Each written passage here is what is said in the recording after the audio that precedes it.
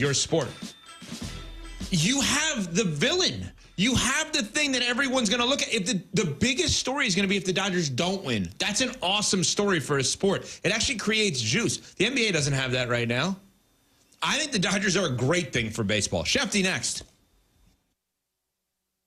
$5,000. That's the average amount of money people in the U.S. are now spending on gas in a year. $5,000. That's crazy. If you drive, you have to download Upside, the free app that gives you cash back every time you get gas. That's right. You can earn real cash back with Upside just by buying the gas you're already buying. You can literally start earning cash back today. I use Upside every time I fill up, and I've already made around $300. You're putting gas in your car anyway. Why not get real cash back? If you like free money, download Upside. I'm saving the cash I earn from using Upside to help pay for a vacation later this year. Download the free Upside app now to earn cash back every time you buy gas. Use promo code BUY to get an extra 25 cents per gallon on your first tank. You can cash out anytime right to your bank, PayPal, or a gift card for Amazon and other brands. Just download the free Upside app and use promo code BUY for a 25 cents per gallon bonus on your first tank. That's code BUY for a 25 cents per gallon bonus.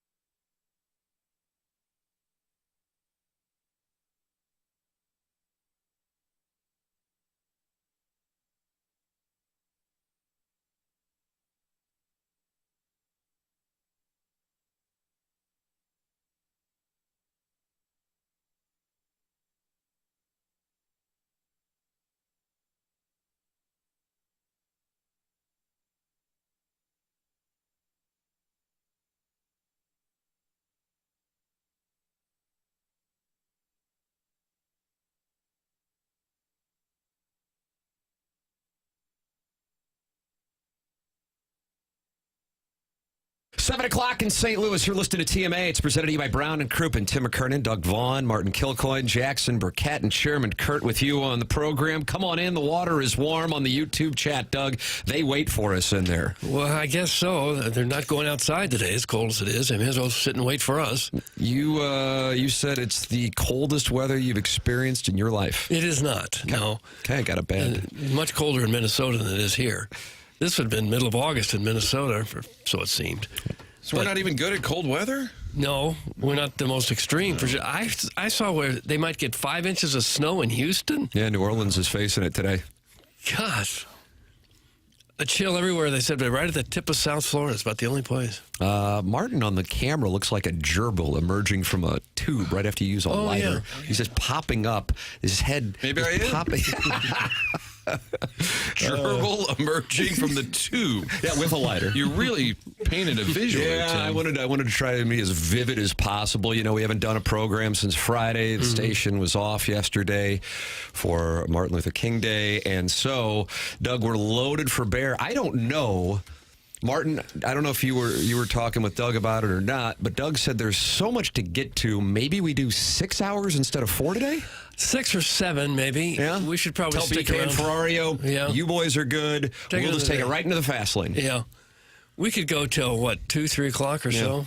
2 tree. To get to all of it. I don't know that we'll still manage to get all of it, but I thought of Tim yesterday because I looked up and Trump was talking. And then he was in the White House, he was talking. Then there was another event. I was like, the man's been talking all day.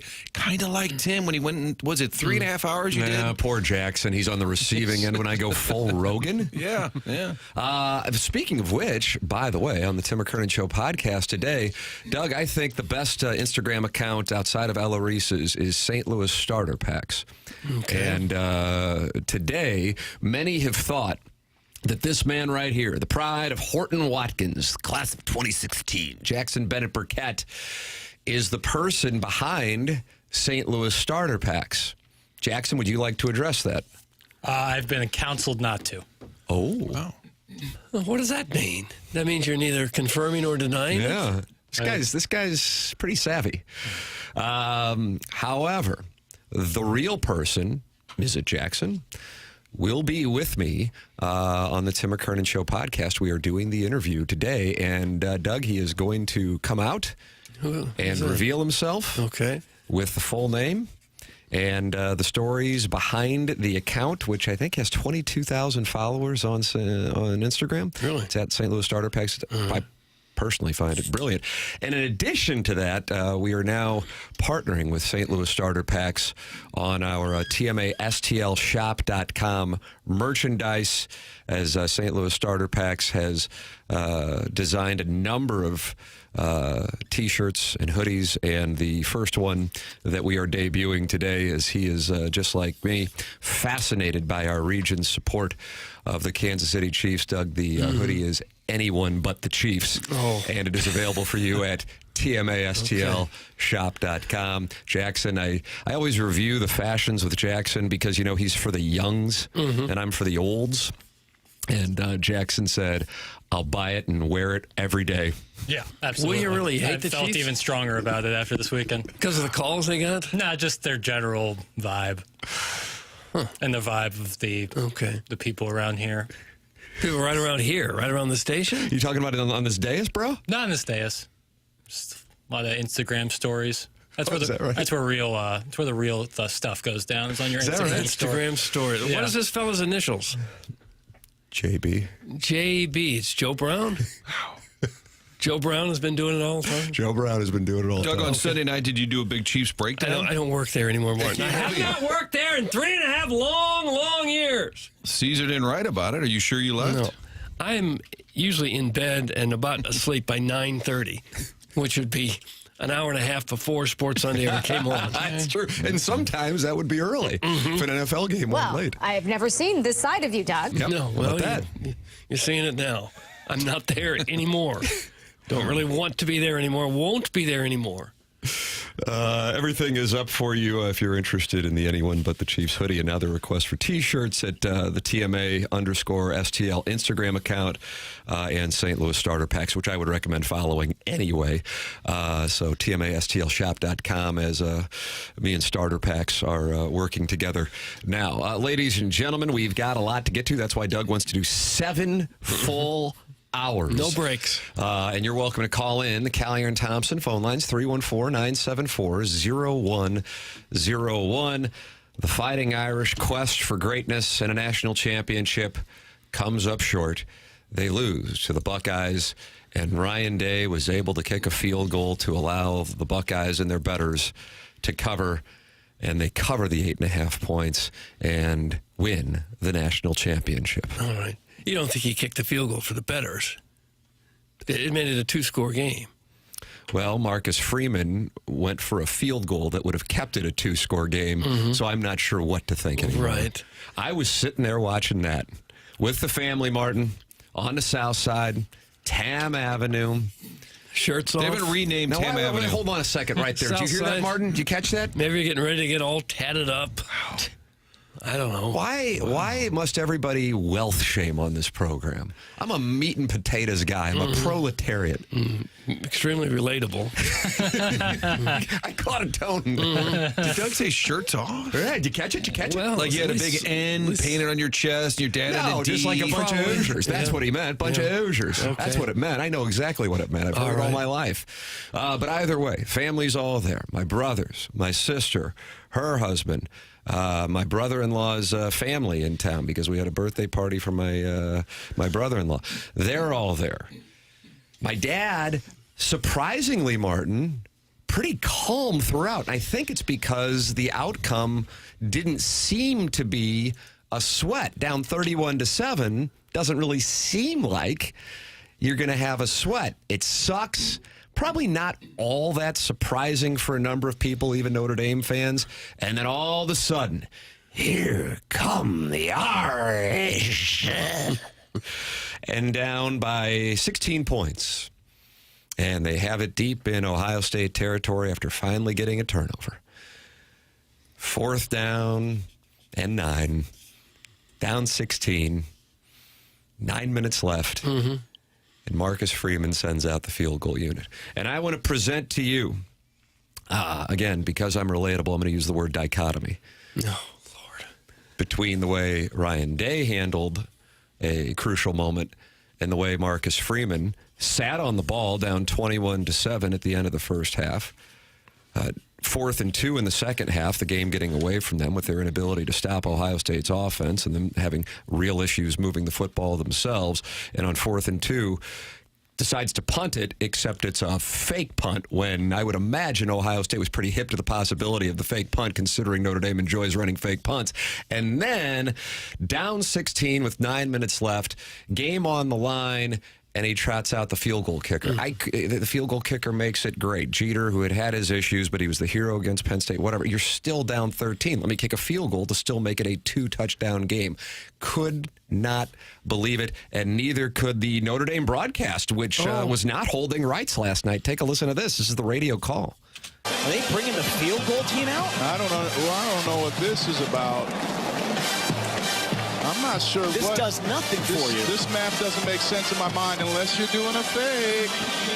31-15. The 3 here would make it a 13-point game. I'm not understanding the math. 9:34 left in the 4th quarter. Clock is stopped on the incompletion. Mitch Jeter's out for a 27-yard field goal from the far hash. And the kick hits the left upright. Oh, my goodness. The kick's no good. Yeah. Were you guys thinking the same thing in the moment? Yes, I was. How many more times do you think you're going to get the ball? Exactly. And you can't stop them when you don't have the ball. Yeah, it's touchdown or nothing there for the rest of the game. And I'm a huge fan of Marcus Freeman's, to be clear. I think he has an incredibly high approval rating amongst college football fans. He's one of the reasons Notre Dame, I think, for many who oftentimes would hate them, like them. But, hey, Doug, if it's a ball, it's a ball. If it's a strike, it's a strike. We don't hold rights. And that was, from my standpoint, the mismanagement at the end of the first half, playing scared. with about 30 seconds left and having 2 timeouts left. The fake punt, just goofy. And that was just, I mean, if that were Eli Drinkwitz and I'm living and dying with every play, I'm losing my mind. On the other side of things, couple minutes left. Ryan Day, 3rd and 11. Notre Dame sends the all-out blitz, and he goes 50 yards into the air, Will Howard, to somebody who I think could wind up in Canton someday since he's a true freshman. He's already taking over the wide receiver position in college football. He goes to Jeremiah Smith. Get it to 4, and he's got about 5 yards on. That was Christian Gray, wasn't it, Martin? Was it not? I believe so. I'm not certain. Jackson, is that correct? I thought it was. Okay. I thought it was and they complete it, and that'll wrap things up. So, you know what? Like a dagger call there. Yes. You got to be aggressive, and that was not what Notre Dame did. It's what Ohio State did. They execute, they win, and I just sit there and I think to myself, how many times you have that opportunity, and I just think you're going to be kicking yourself forward. For the record, here's what Marcus Freeman had to say when asked about that decision. All right, hit the lever, please, Pale. 4th and goal, how tough was the decision to maybe go for it there or kick the field goal, and what was the thought process? Yeah, I think it was 4th and 9 or 10, and I just thought, you know, instead of being down 16, let's try to go down 13. And I know it's still a 2-score game, but you have a better probability of getting 14 points than you do 16 points. And so if it was a shorter fourth and goal situation, I probably would have gone for it. But I just felt 4th and 9 was not a great chance for us to make that. And, you know, I decided to kick it, and we didn't make it. And I respectfully disagree. I suppose if they're, you know, in the 3rd quarter, then that's a different thing. 9 minutes left in the 4th quarter with the Ohio State offense. Are you even going to get the ball back twice to have the chance to score 2 touchdowns? Really disagree with it. Now, with that said, is that the reason Notre Dame lost the game? Is that the reason Ohio State's the national champions? I would not say that is the case. But Ryan Day, 3rd and 11, the guy who many around the country, and especially Ohio State fans, wanted out a month ago as the head coach. He had the balls to do what he did. Chip Kelly had the balls to do what he did. Because if that's incomplete, Notre Dame ties it and it goes to overtime, I'm sure they're catching hell. But I respect the play because they knew that Notre Dame was going to be coming. They couldn't get to Will Howard throughout the game without blitzing. They send everybody, and they're just going to say, Jeremiah, you run. You're going to be able to outlast the defender. And Will Howard makes the throw, Smith the catch, and that'll wrap her on up, Doug. Ohio State's the national champion after a month of catching hell for the loss against Michigan. They have the redemption song. So still a bad season for Ohio State? I believe so. Because they got beat? Yeah. Well, maybe they can get them next year. I didn't give Notre Dame much of a chance to win the game. I was hoping they would. But then when that opening drive, when they marched right down the field, took like 9 minutes, I thought, well, maybe they can hang with them. And then Ohio State scores the next 5 touchdowns. Notre Dame just couldn't tackle. I can't count the number of times that a tackler had the ball carrier and couldn't bring him down. And what should have been a 1 or 2 yard gain became a 9-yard gain. It happened the entire 2nd and 3rd quarter, I think. But Ohio State's just a better team. That's pretty easy to see, I think. They have a very good quarterback. They have, I think I saw they had 16 players I think are going to play in the NFL. I'm not sure anyone was going to beat Ohio State this year. They've rolled through the playoffs. The coaches that lock up in the big game, I mean, it happened with Kevin O'Connell the week before on that Monday night, and I told you, Kurt Warner, who's not a hatchet man, was like on the radio going, what are you doing? Like, what? These are guys who have great seasons and then in the big moment make terrible decisions, and I'm always wondering on the headset, who else is saying, don't do that? Don't, hey, Coach, real quick. Are they all just sycophants, and they're like, sounds good, Coach? And I enjoyed his explanation where he said, well, we were going to go from 16 to 13. Oh, so you're saying 16 minus 3, Tim, that's 13. That's correct. He ran the math for the I also think that the person asking the question sounded like a college kid. I could just kind of tell, and did a fine job. And just you could tell that tone, kind of like, hey, Coach. On 4th and goal, how tough was the decision to maybe go for it there or kick the field goal, and what was the thought process? Great question. I'm just saying I can kind of feel that it's a college kid saying, I'm going to ask something, and hopefully he's okay with it. Don't snap at me. But then it was 16 minus 3, Tim. He wanted to get it to 13. But they do. That's the math. they sometimes choke in the moment. I thought the Ravens on that 2-point, and we don't want to get into the weeds on it, but they ran the ball all the way down the field, and then they go for 2 and they pass the ball. Mm-hmm. And everybody in the world is saying, what are you doing? How in those moments, guys who make millions of dollars, who win tons of games, but in that big moment just kind of go, okay, I have a terrible idea here. And everybody says, sounds good. He didn't do the job. It wasn't anything I did wrong. He didn't do the job. Doug, that's friend of the program, Ron Washington. Yeah, I think sometimes that the head coach he's the king of the program, and everyone else just falls in line. I guess that must be how it is. And whatever he says, no one says a word about it. There's really no other explanation. Talking about the same things. Yeah, we are. I know. I can't imagine anyone sticking up and saying, hey, what are you doing? Don't do this. I just don't think they do that. You're welcome to give your thoughts. YouTube chat is ready for you to partake. Watch the program, interact with the program, youtube.com/TMASTL. And Air Comfort Service, sponsor of our text inbox, 314-399-9646. Many of you back to work after a long weekend, just like us. You might be feeling some low energy, might be tired. Is this something that's just happening because it's a long weekend and you're back at work? Or is this something that's been going on for a while? Have you noticed weight gain, muscle loss? Well, these are symptoms of low testosterone. A Mentality is a local healthcare facility that specializes in helping men feel and perform at their very best, with board-certified physicians providing a full physical consultation and blood panel analysis, all during your first visit. It's Mentality, focusing on free testosterone levels, which many doctors overlook, ensuring your treatment is tailored to your body. Don't let low testosterone hold you back. Be your best for yourself and your family. Men today have 30% low testosterone. Take back your numbers. Visit mentalityhealth.com/radio to get access. So much to get to. The Blues, with what wound up being a great win, but my goodness, would it have been brutal had it not been in Las Vegas last night. Winter warm-up, the NFL weekend that was, the college football playoff, all of that to get to, which is why Doug says we'll do 7 hours. 7 hours today, no TMA breaks. today. It's presented to you by Brown and Crouppen on 101 ESPN and the TMA STL YouTube channel.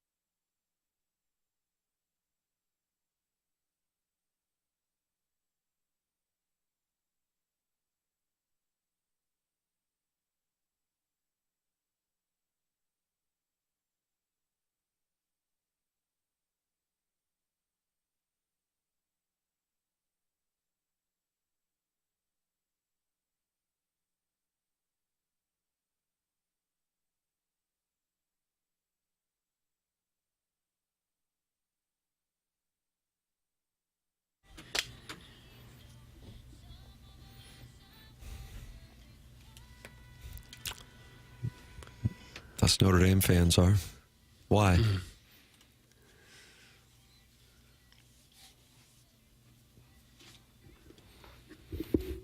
My mom didn't want to watch the winter warm-up interviews on the news. She couldn't watch? Made her cry.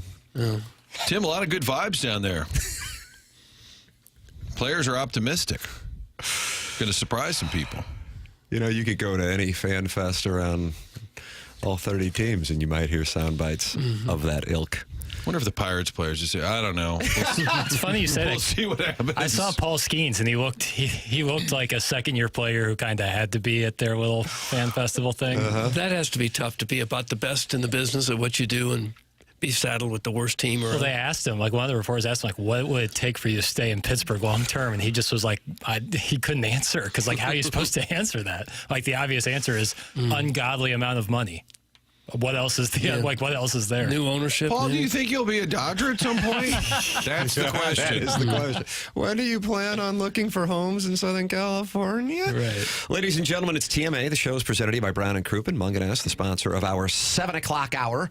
Online at stlouisacura.com and altontoyota.com. And a number set up for our audience at 314-252-0029. Jamie Burkhardt, Peter Munganess, and then the service department, Ryan Seiberg. It's Munganess, St. Louis Acura, Munganess, Burkhardt, Alton Toyota, stlouisacura.com and altontoyota.com.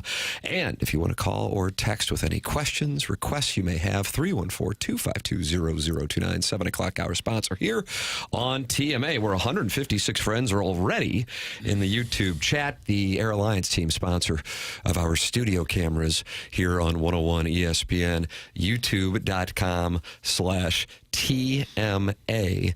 STL. Martin, you were talking about the vibes at winter warm-up. What's the overall read? Well, the two big questions for Sonny Gray, Wilson Contreras, the two players who were asked the same question. Why?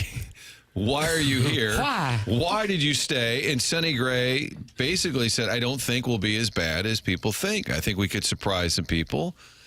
And I want to be close to my family. Wilson Contreras said he didn't come here to be a quitter. He also thinks they could win the World Series, Doug. There, he said it. Does that mean they couldn't find trade partners for both of them? Is that the real answer?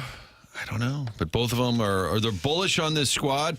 But I think the headline is still Saturday when John Mozeliak was asked about Nolan Arenado. And he said he's priority one. Trading him, Doug, is priority 1, 2, and 3. Take a listen. Here it is. As we discussed at the GM meetings, winter meetings, there is the elephant in the room in the sense of, will we have the ability to move Nolan? And obviously, up till January 18th, we still haven't been able to accomplish that, and that has slowed or in effect, affected how we were going after trying to really round out this roster. This year, this offseason has been very different, but as we go into 2025, I keep reminding myself that the offseason is not over. There's still time. Obviously, by the time we get to Jupiter and open up camp, we would like to have some closure, but that's not to say we will. It is something that I think in time he and I will have to talk through of if the reality is he's going to have to join us in camp and then what that looks like. But for now, it's I'd like to say business as usual, but it's not been business as usual. It's been very different. But we'll continue to try to find a place that he's happy with, and we'll use our time as best we can on that. I sensed frustration throughout all the questions about Arenado, and he finally said, it's really not up to us.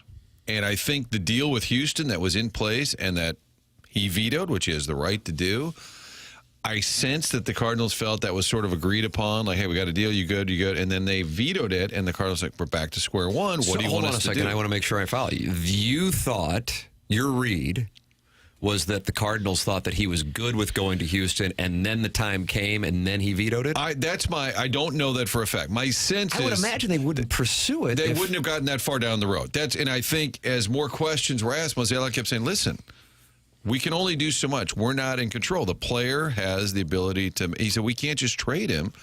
But they kept saying, we're going to try. If he had to come to camp, that's a conversation we'll have. He said he hadn't talked to him since before the holidays.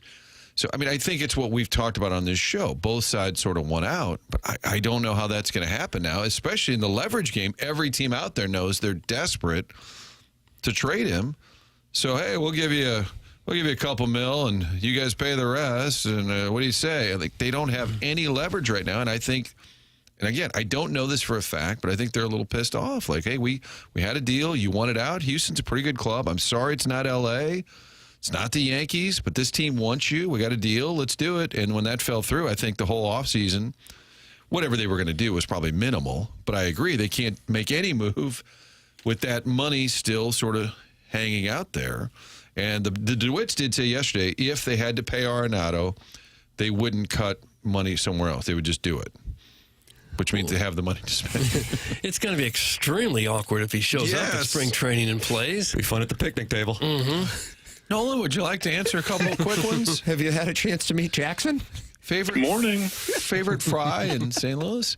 I mean, well, if the rest of the team seems to think they have a chance, I know they're just saying that. Okay, good. But wouldn't you want Arenado still? That's the thing that I talked a little bit about last week. Because the division, the Cubs are even money to win the division, and it's not like they've had some big offseason, that the division is actually winnable with what the Cardinals have. Now, outside of maybe the American League Central, it's the only division where I think you can say that, but it is.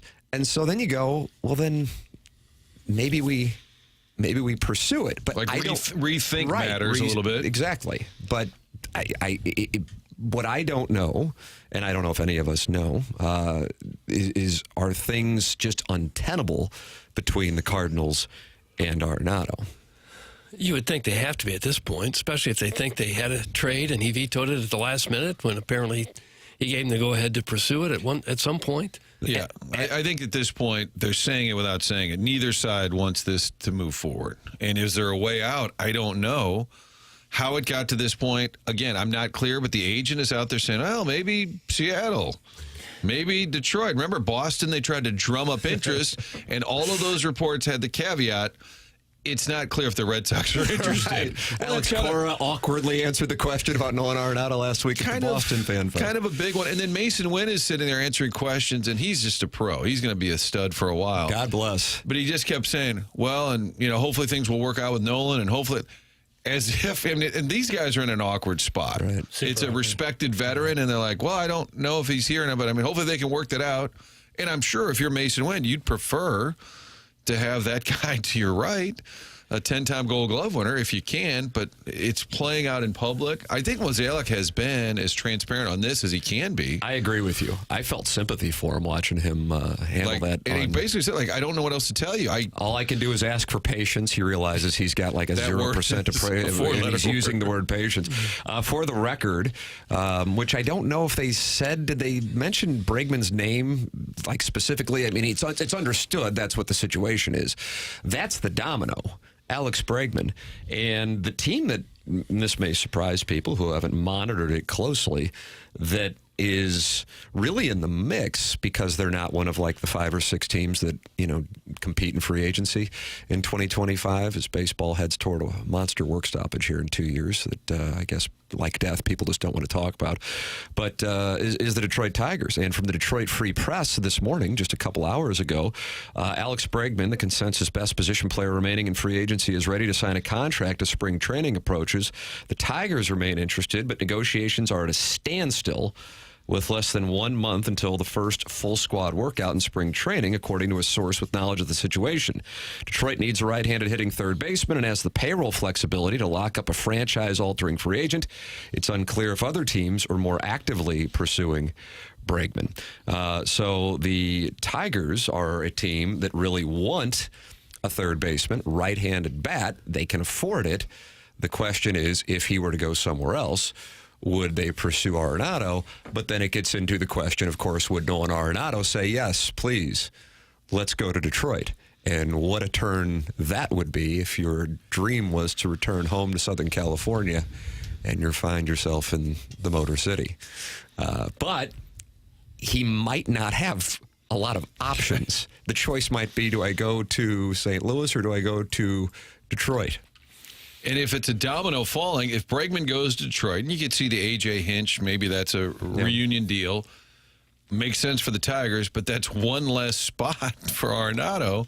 So, yes, the domino falls, but then where are you going to go? I think they're running out of options here. I just can't see him showing up in Jupiter. And, I mean, I don't think he's real happy here right now. I think what happened is when he came to the Rockies, he thought, man, I'm joining a team just like the Dodgers, just like the Yankees, one of those franchises that's premier. They're a World Series contender every year. And I think he realized, okay, it's not quite that. And then was disappointed. And now they're like, that's okay. We're a little disappointed in you. We'll end this. No big deal. It happens. Yeah. But when they couldn't get that deal approved in Houston, I think they went back to square one. And if I'm Mo, being honest to the agent, I'm like, what do you want me to do? Dodgers aren't interested. Yankees aren't interested. What do you want me to do? I mean, I think that's the frustration. If he does not get traded within 72 hours of Bregman signing, then they will be put to the test. That will be the moment where you go, okay, is this going to be a spot where he's actually going to come to Jupiter, Florida? And I got to tell you, if I'm in an opposing team that does not have Bregman but is interested in Arenado, I'm not picking up much of anything, and I'm not sending them much of anything because they've been crystal clear on the importance of moving on from Nolan Arenado. So why would you pick up a lot of the contract? Why would you send them prospects of note? Well, if they don't, and the Cardinals are still stuck with paying the bulk of it, it might make sense. In fact, I think it probably would make sense to try to make amends and smooth things over and bring him back and go with him. I don't know. If that's possible. It's so bizarre. I mean, you're talking about a 10-time Gold Glove winner, 8-time All-Star, who definitely doesn't want to be here. The agent has, in his own way, made that clear by throwing out as many teams as he can. So I really don't know what the answer is. Do you really want to pay 17 of his 21 or whatever the math is for him to go somewhere else and have a huge bounce back season? No, I'd rather have him. Yeah. Your thoughts are welcome. 314-399-9646, Air Comfort Service text line. And you're welcome to call in. Callier and Thompson phone lines, 314-974-0101. Tim McKernan, Doug Vaughn, Martin Kilcoyne, Jackson Burkett, Chairman Kurt manning the phone lines. Doug says there's so much to get to that he wants to do 7 hours today. Maybe 8. Notre Dame, Ohio State, the Cardinals winter warm-up, the NFL playoffs, and the Blues. With a Jim Dandy. Doug, they lose the games you think they're going to win. They win the games you think they're going to lose. This team just won't go away. They just won't go. They're plucky, Tim. It's a plucky hockey club. We will talk about all of it coming up here on the program. And friend of the show / co-host, Josh Schertz. In studio. Oh, he's coming back. He's coming in studio in the 10 o'clock hour. A little awkward for Doug. It's kind of like the Arenado Cardinal deal. It's a little awkward. Because Doug coaches the team. I want to coach the squad, and he can take my spot for a day, just one day. Because you want to keep doing the show until we get to 50 years. No, I'm ready to quit. But I'd rather transition into the Billiken head coaching position. Chairman's wearing his Billiken gear. Billikens, rah, rah, rah. Billikens, rah, rah. Ladies and gentlemen, this program is called The Morning After. It's presented to you by Brown and Crouppen. It airs on the TMA STL YouTube channel, the 101 ESPN app, and 101 ESPN.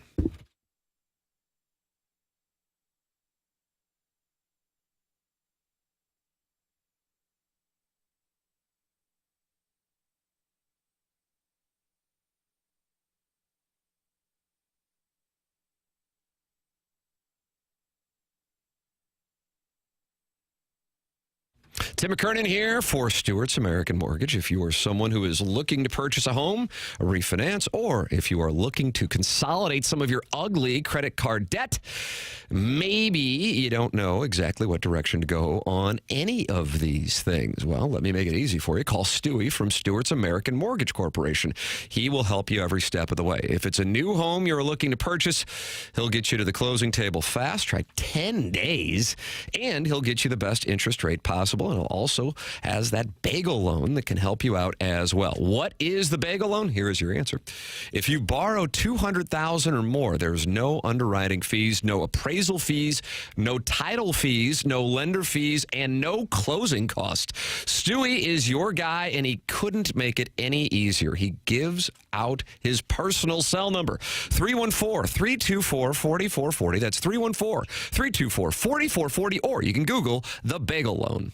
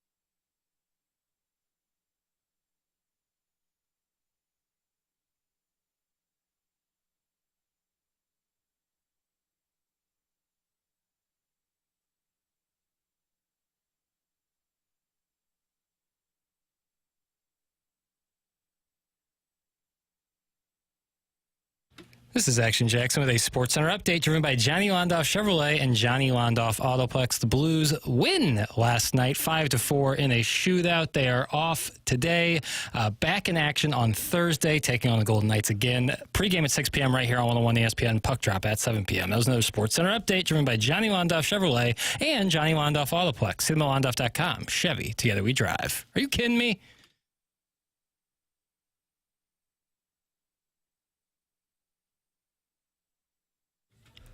Welcome back to TMA. It's 101 ESPN and youtube.com/TMASTL. 6 Paths is active this morning, and I mean real active. Look at Doug, you see the monitor up there? Look at is he writing a manifesto? What's he doing? What's Too going much. on? Chairman Kurt, what's going on over there? You monitor things for us. Yeah, I'm just now catching up on it. Doug, 6 Paths, youtube.com/TMASTL is where you can watch and listen to the program and describe how cute we are, candidly. Yeah. He's upset about something. He's just got some Arenado takes, and I would recommend going to read up on it. All right, Doug, go read his Arenado takes. These are 6 Paths. Do I have to do that now? Jeez. Someone's got to break it down. Thank you very much. Jim Dandy last night for the Blues, but it was almost the antithesis, dichotomy and antithesis, all in the 7 o'clock hour. I'm having a big show. With the lead evaporating in the final 3 minutes and change, and then it's going to overtime, and you're thinking, oh boy, this could be the shoe dropping. But alas, perhaps the biggest break they've gotten this season, Jack Eichel. I mean, this was the open net. This was stunning. Take a listen. Rips it up to the blue line. Look out, far side man in alone, shoots, deflected wide of the net to Eichel. Unbelievable how he missed it. I can't believe he missed it. Eichel again shoots Binnington. The save, puck out play. Okay, he missed it. He missed a wide open net. Passed right to him. He shot it wide. Had they lost that game, would you have checked out? And not a lot of season left, but you would say, you know what? Another bad loss, kind of Minnesota-esque. Like, we've done this too many times. If they would have lost like 4-2 as, it was just kind of there wasn't a lot of sweat to it, probably not. But if you're up like they were with 3 minutes left and then you only wind up picking up a point, that would have been one where I go, okay, that probably is going to be too much to overcome when you combine the schedule that is sitting out there for them between now and the Four Nations. And if I'm not mistaken, 6 of the 7 remaining games are against teams that are in the playoffs, and they're not just like randoms either. I mean, go line them up and knock them down. Nice. Take that, Martin. Don't give up, Doug. Okay. Doug says line them up and then knock them down. This hockey club is only 1 point out of the wild card right now. Sure, Calgary has 3 games in hand, but we'll be right there. We're going to line them up only to knock them down. Suck it, Doug. Okay, stop it, ball game. Doug, you're full of it. Chuckles Marlowe. Wow. He's still up from the Ohio State win. Didn't go to bed, probably. He was tweeting at 5:20 a.m. I said, when I went to bed last night at 11:30, he was tweeting. I'm going to ask him if he went to bed. What hot takes did he have at that hour? Wasn't he? How's your slide piece? You wanted to know about the slide He was piece. anti-Ryan Day in the moment. I think he kind of tweeted a makeup to him. Hey, I know I might have said some things. Yeah, he came in studio here and he wanted him out. It was a big night on freezing cold takes. They were retweeting everybody and anybody that just was burying Ryan Day after the Michigan loss. And one of the people he retweeted, I thought, well, who are these people? It's not Stephen A. Smith. It's not Doug Vaughn.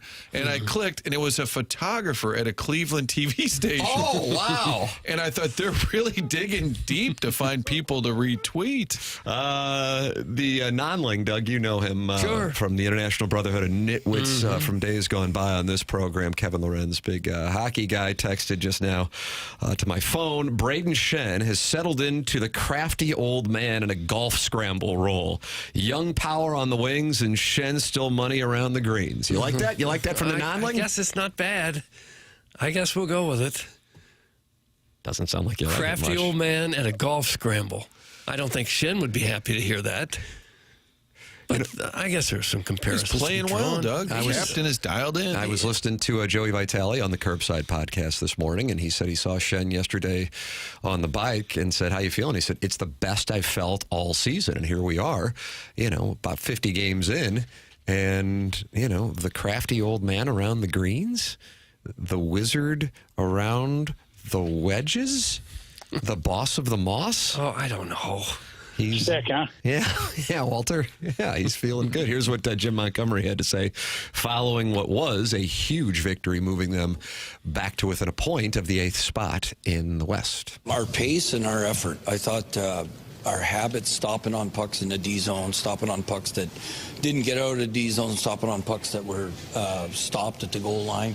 I thought our numbers were really good, and I thought that everybody's second and third effort was really good. It should give us a lot of confidence that, when we play the right way and our habits and details are really good, and we combine that with really good effort and execution, that we can play with the elite teams in the league.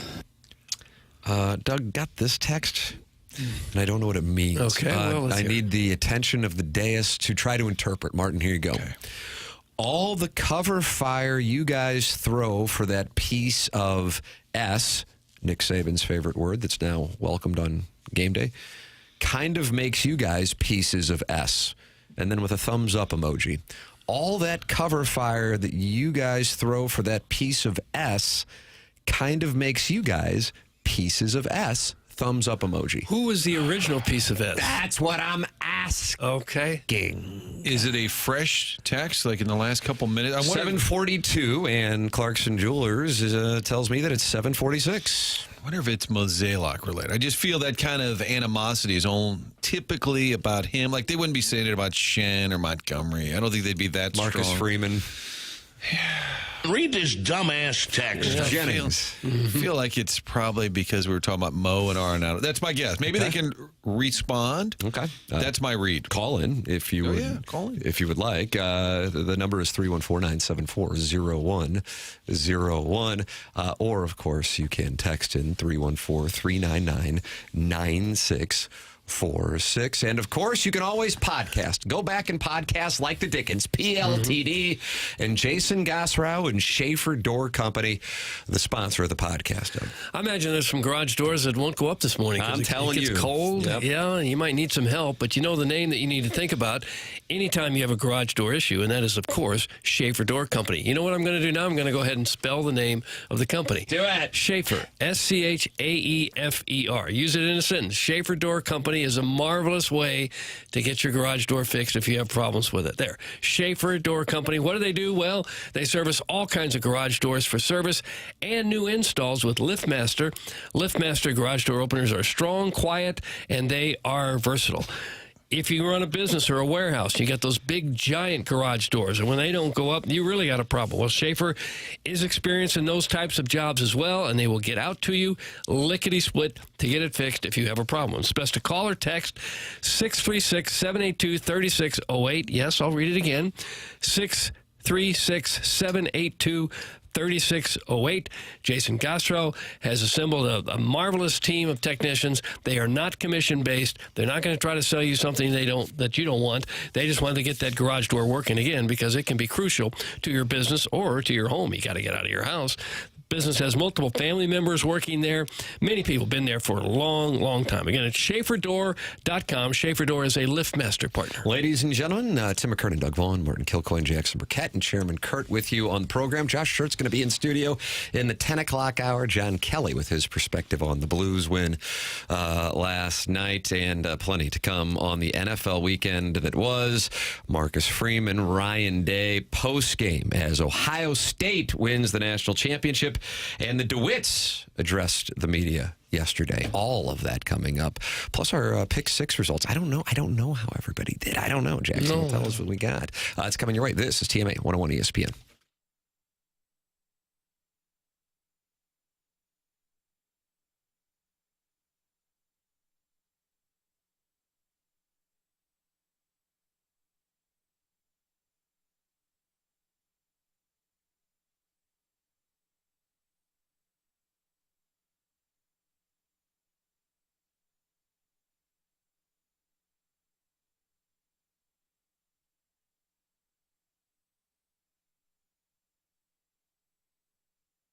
Get that Schnucks Rewards. It's pretty simple. Download the app. You're going to earn 2% back on every purchase. It's simple. Shop, earn, redeem. Just show your barcode in the app. Use your phone number. Either way, at checkout, pretty simple. As you're doing your shopping, you're going to go to Schnucks anyway. Make sure you get those points when checking out. Not only do you get the points, the Schnucks app also has a lot of other features designed to make grocery shopping easier. You can shop directly in the app.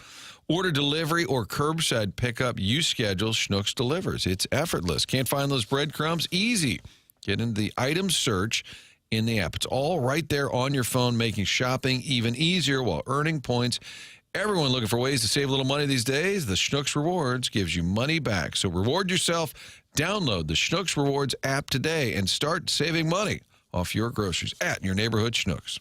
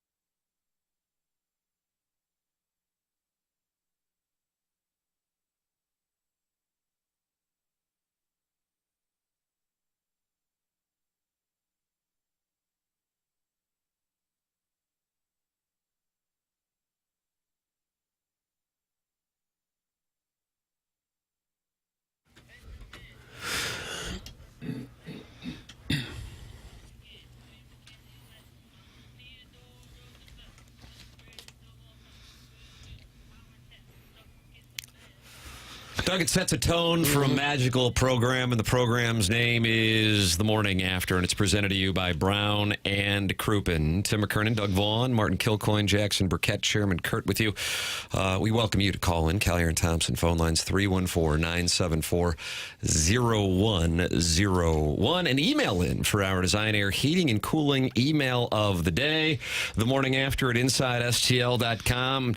Down the stretch they come here for the month of January, and the self-made stay-at-home Ladue Mom is still leading is that right? the Design Air Heating and Cooling email today, but Buck Swope is just one back. Boy, it is fun to watch people compete. Fun. Good times. Better than all the sports we saw this past weekend. It's seeing what happens with the email of the day. Bigger than the NFL playoffs, I think it is. At this point, I think agree. so. I'm glad you guys are coming around on it. Jackson, how do we perform in the Pick Six when you combine the NFL playoffs and Notre Dame and Ohio State? The chairman administered that. That's right. Yeah, I wish I could tell you. Oh, no. Fear not. Fear not. Oh, fear not. Chairman, I'm sure. Okay. Boy, that's after the chairman had a huge day on the drops. Yeah, a lot of drops. He fired 100 drops. 100 drops. Oh, boy. Did you go to drop school over the weekend, Jackson? I took some time, I think, just recharging my batteries. You know, it's going to do a lot for me, but I'm glad to hear. I'm glad to hear Friday. Marsh's burner is protesting the standings and saying Buck Swope tied the self-made stay-at-home Ladue Mom. Doug, that's Marsh's burner. Is that right? Did That's correct. I did not add Buck's win. What's with you guys in math? We're falling apart here. Would you guys have kicked that field goal? Looks like it. See, 16, Tim, if you get a field goal there, then you're down 13. This reiterates that they should have a kid up there who plays a lot of Madden and tell the coaches what to do. That's Jackson's game management theory, is that coaches need a kid who plays a bunch of Madden. For heaven's sakes. I don't know. Non-video game playing people couldn't figure that out? Non-video game people are the ones who kick field goals down 16 with 9 minutes to go. Sometimes people playing video games make mistakes. Not mistakes like that. Chairman, what are the results? Tim and I both went 3-2-1. 3-2. What did we push on there, Chairman? Rams-Eagles. Rams-Eagles was a push. Yep, 6 was the number, I think, when we made our pick. I noticed an I think. You know, I'm fairly certain. Oh, boy. Things are wavering. Things are wavering here. Been there. I don't know. It's a fluid thing, but I'm fairly certain that we landed on 6 that morning when we picked. I went back and kind of broke down the YouTube footage, and I'm fairly certain the number was 6 when we made the pick. 28-22 Eagles. Okay. So Tim and I in the Alliance went 3-2-1. Doug had a nice week, 1-4-1. Oh, no. I was wronged. Chairman's giving you time to issue a statement, but it doesn't seem like... Are you sure it wasn't 4-1-1? Yes, that I am certain about. Well, Tim asked a question. You backtracked. I thought maybe I wouldn't. You did the same thing. What was the Chiefs' spread? What did that go? Because they won by 9. Did they cover? Was it 8.5? 8.5. Okay. Is that what we had? Mm-hmm. That's what we had. It was 9.5 at kickoff. It was 9.5 at kickoff, and Joe Buck immediately called attention to that situation on the broadcast. I didn't realize that it had moved to 9.5. I remembered 8.5 from the show the day before, and I was thinking when that happened, it did not impact the spread. Little did I know that it had moved to 9.5. Oh, sweet mother of mercy. I'm sure there are some people in the listening audience who could not be more thrilled with that development when the Chiefs took the safety that gave the Texans the cover. But in this particular market, I would imagine there were more people on the Chiefs, and it cost them some cash. Mm-hmm. So they won't be able to buy the sweatshirt that says anybody but KC. They won't be able to purchase. Anybody but the Chiefs. That's really coming out? It's already out. Oh, is it really? TMASTLshop.com. Catching a lot of hate for it. Good on you. That's fine with me. I saw they came out with some kind of, I don't know if it was just a meme, if it was fake or not, but it was a Chiefs picture with the arch in it. Said it was the Chiefs country. That actually, there was a piece of jewelry a listener sent me last week that was on Instagram with the Chiefs logo underneath the arch. And it is a necklace, which would look really good on you. Yeah. If it's something that... I was thinking about getting one. That's taking it a little too far, isn't it? I never thought we'd be here a decade ago. If I lived People in from Kansas, St. Louis suck. Okay, stop it. If I lived in Kansas City, I'd be bummed out about that. Wouldn't you? If your team is claiming monuments from another city? We're all one state, Doug. Yeah. Go Buffalo? I mean, I've heard people say that. Yeah. Doug, you got the game on Sunday. That would be the... I don't have the game. I'm not there anymore. Chiefs? Boy, it'll do a big number. Oh, I bet. A big number. Can't wait. Can't wait. Either way, Ravens or Bills. Either way, I knew this Couldn't go showdown. wrong. Can't wait. Poor Mark Andrews. Poor Mark Andrews. Sure-handed throughout his career. He had only had, one other fumble, and it was years ago. And then he has the fumble inside of 10 minutes in the fourth quarter. And then the drop that would have tied the game. Oh, my goodness. Did you happen to see the Baltimore Ravens social media post from pregame? I did not. Mark Andrews running sleeveless in the snow, saying a little snow doesn't affect Mark Andrews. Yes. Oh, Bill. Didn't age well. Bill. It's tough. I always hope that there's a hero, somebody makes a big play to win a game, rather than somebody makes a horrible play to lose it. Agreed. It's you feel so bad. Even if it's on the other team, I feel bad. That's why I don't want to see a kicker miss a field goal to lose a game. And I sure don't want to see a guy drop a pass right in his hands Depends who's to lose playing. a game. Yeah, I just wanted to see that game go to overtime. That's what I really wanted. I just wanted more of that football game. That was what I was most frustrated about. I didn't really care who won. I really like both those quarterbacks so much, Josh Allen and Lamar Jackson. I think Josh Allen has had just a outstanding year and seems like a wonderful guy. But the NFL just keeps on delivering. I mean, you're watching that game. You're like, oh, the Bills are going to get it. Oh, no, hold. Too much. Here comes Baltimore. And you got Jackson just sitting in the pocket for like an hour. Like, somebody's going to get open. There it is. Isaiah Likely, the guy, remember, was out of bounds against the Chiefs in week 1. So I started thinking, man, if the Ravens win, we're going to have that rematch. You get the Bills winning. Rematch from the game that was played in Buffalo. Tim, Josh Allen just can't beat Mahomes in the playoffs. Did you know that? 0-3. Can Josh Allen get over the hump? Otherwise, what's his legacy? What's his legacy, guys? Lamar Jackson is fraud. He laid the ball down on the turf. Nice. Here is Jim Nantz, Tony Romo on the call of the 2-point conversion. One moment. Hit the lever, please, pal.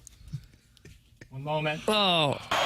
Gonna roll, flip it, got it. Oh, the ball was dropped. He had the 2-point conversion in his hands. Andrews did not hold on.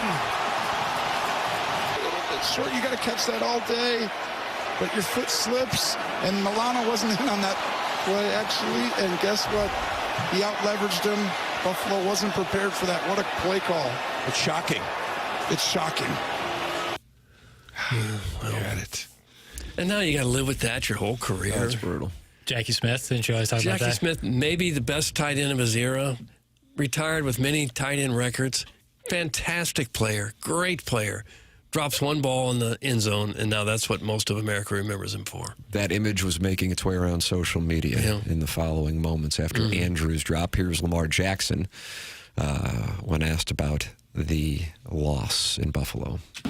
So it's a team effort out there. You know, he's been busting his behind, making plays happen out there on that field for us. Came up short. And like I've been saying all season, every time we're in situations like this, turnovers play a factor. Penalties play a factor. Tonight, it's the turnovers. We can't have that, you know? And that's why we lost the game, because as you can see, we're moving the ball wonderfully. It's hold on to the ball. I'm sorry for my language. It's annoying. I'm tired of I'll never watch football again if that's the way these guys talk. I'm out. Earmuffs. In the moment, did you think it was a bad decision to go for 2 the first time? Did it seem like they were chasing points early? That was in the third quarter. I hate when they do that. Oh, if we get 2 here, we're tied. Just get the point. Get the point. And they would not have been down by 8. Yeah, I think the rationale behind it is, you know, if you're like 50-50 on 2-point conversions all season, you get 2 attempts and you only need one of them to work, then right there is your answer. I just think when it's the third quarter, just take the point. It's going to come down to 1, 2, 3. You just know later. I just feel like it always haunts you. But if they do go for 2, run the ball. Yeah, I heard a stat where they've tried maybe 6 2-point conversions on the season, and none of them have gone to Derrick Henry. Really? Wow. That's interesting. I mean, the play worked. I mean, he was there. If he just catches it like he does probably 999 times out of 1,000, then we're not saying anything. But well, that 2-pointer you had to do. But earlier, in third quarter, when they went for it, I was like, just get that extra point. And there was another game, I forget which one it was, but a team went up with a touchdown to go up 7. And I thought in the moment they should have gone for 2 to go up 9, and they did not, and that allowed the other team a chance to tie it with a 2-point conversion. So, you know, I don't know much ball, but that just seemed a little odd in the moment. Buffalo had 1:33 on the clock and 2 timeouts. They would have driven down the field and won it anyway. Bass was already hitting 50-plus yard field goals that night. That's from Greg Oden's stovepipe, Doug. He's got a stovepipe hat? I just read what's in the teleprompter. Okay. It is true that would have tied the game. It's not like it was the winning play. But I mean, that's not a guarantee that they're going to go down and score. No, it's a huge drop, but it's not for sure. Are you on the side of Greg Oden's stovepipe? That was a terrible text. You're saying it's not the moment that would have won the game. You know, I saw Greg Oden 2 years ago. What? Yeah. He's the director of basketball ops for Butler. And I went to a Butler game and I saw him. Yeah, all 7 foot, 3 of them. Wow. Why didn't he become a very good NBA player? Did you ask him? He was hurt. He was injured. Riddled with injury. His knees. Like that Hinkle. Could never get over that. The coolest place I've ever been. Really, truly is. Hinkle Fieldhouse. Go check it out. It's a live read from Hinkle Fieldhouse. Butler Why do you hate Chaffetz Arena? Jeez. Chaffetz. Josh Schertz is going to be here. No bad seat in the house. I tried to check it out once and they said, sorry, we're closed. Hinkle? Yeah. It was like the middle of Saturday afternoon. They weren't playing a game or anything. Oh, really? Well, maybe we were just there closed. looking at the place because we were in Indianapolis. Huh. I thought, let's go look at Hinkle. Oh, you thought you'd big time. Just walk right in? I thought Did you have like a media badge or normally something? you can. They had some event, some small event going on down there. It's really cool. Yeah. The Commanders will be taking on the Eagles as they vanquished the Rammies on Sunday, but the big win was the Commanders going up to Detroit. And Doug, I gave you the value play of the Commanders winning the Super Bowl. You put 1,000 on it. You didn't just put 100 on it. You 10x'd it. Yeah, he 10x'd it. So you'll be receiving $32,000 when Jaden Daniels becomes a household name as he defeats Patrick Mahomes in the Super Bowl in New Orleans. So keep an eye on that. Dan Campbell, emotional following the end of the #1 seed Lions season. It just hurts to lose, man. And I don't care if you're the 7 seed, 6 seed, 5 seed, 1 seed, because I've lost at all of them damn near. And it stings and it hurts. So, you know, it hurts. It's hard, you know, when you lose these games, man. It's like the players, you know, what they put into it. A lot of people don't know, you know, what they go through. You have to get up. Bodies beat to shit. And, you know, mentally stay locked in and do those things. So, long season.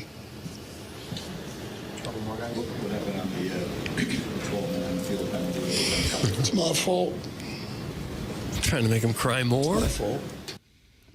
So Lions head coach Dan Campbell, emotional as the Lions season that had so much expectation that this could be the year ends at the hands of the Commanders. Doug, the rematch between Detroit and Washington from 1991 once again goes Washington's way. Right.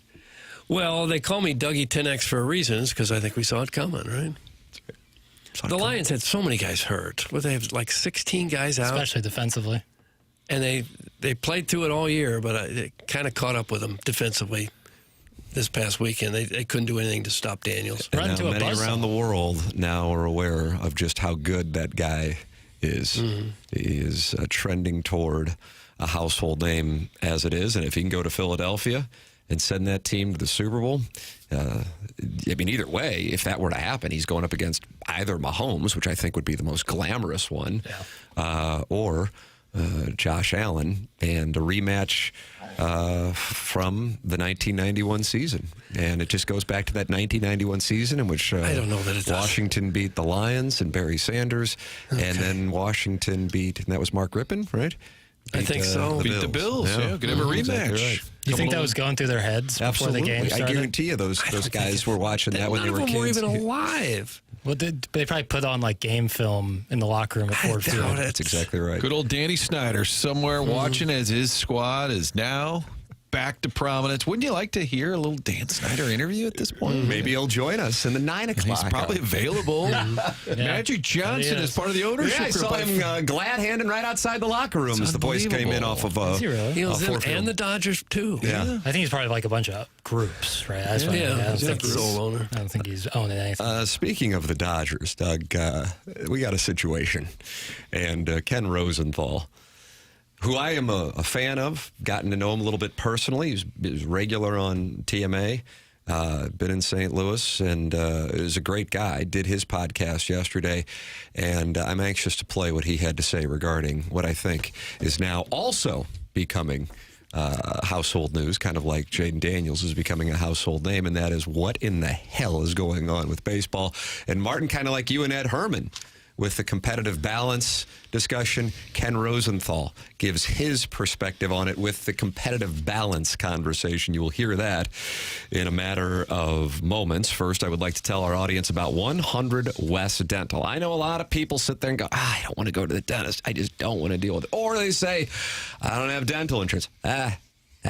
It's not a problem. The membership plan aids in the cost of dental work for those who do not have dental insurance at 100 West Dental with Dr. Brandon Pryor. Go online at 100westdental.com or call 636-585-0100. And they have a huge offer going on right now that if you mention my name, you get $1,000 off Invisalign. If you're on the fence about Invisalign, they have a digital scanner. It can show you a simulation of what it'll look like before you even go through with it. All you got to do is go to 100westdental.com. No phone call needed to get in. Just check the calendar online for availability and book right then and there. It's 100westdental.com and Dr. Brandon Pryor. Tim McKernan, Doug Vaughn, Martin Kilcoyne. This is TMA, presented to you by Brown and Crouppen on 101 ESPN and the TMA STL YouTube channel.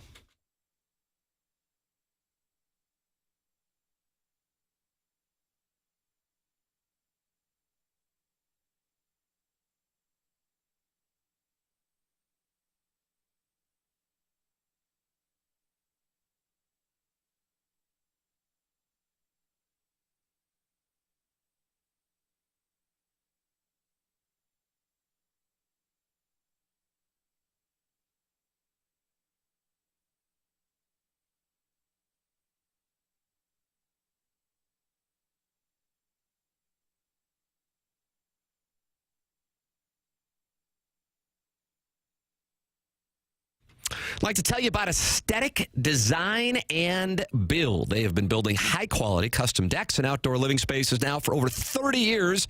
Dan and his team have a showroom in Chesterfield Valley, which I have visited. So impressed that I asked them to come to our home to take a look at doing some of the work that they do for so many customers in the St. Louis area at our place. I'm talking about custom work.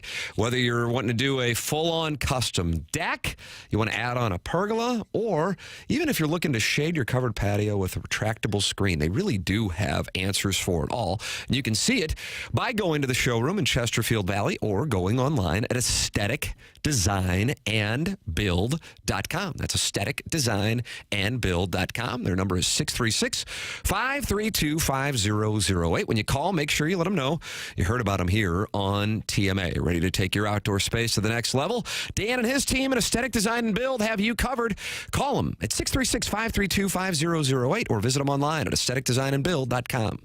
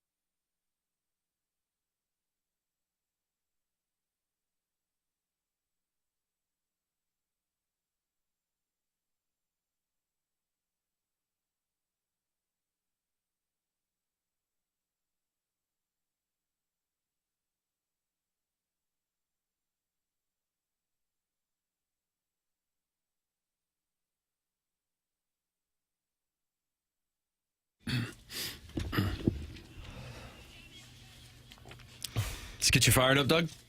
Very much so. What am I fired up for?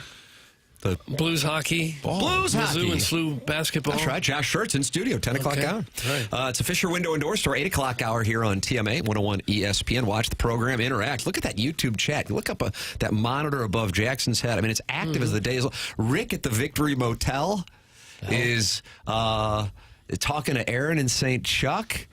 And she's talking about her nipple piercings and that we haven't seen them, so I suppose they don't, quote-unquote, know for sure. Jay Jr. tried for years, laughing emoji. He's begging for a pic. It's refreshing to see rich white women. There you go. There's Jennings right there. Yeah, youtube.com/TMASTL. What do you think, Martin? There's a lot going on that I don't understand. Where's the Victory Hotel? Joey Vitale's Orange Skull just said, Mom, patty cakes. And I don't speak YouTube chat, so I need somebody to decipher for me. That's Morn, Martin. Morn. Okay. Ladies and gentlemen, we got a situation in Major League Baseball.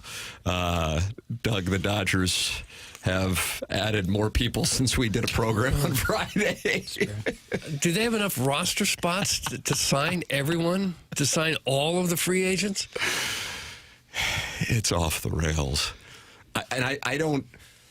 I don't really feel like this is like a brave new take, but anytime I go through it seems to rile people up. I would imagine. I don't know how you can be in this industry and not talk about this and the inevitability of the debacle that is the state of the game.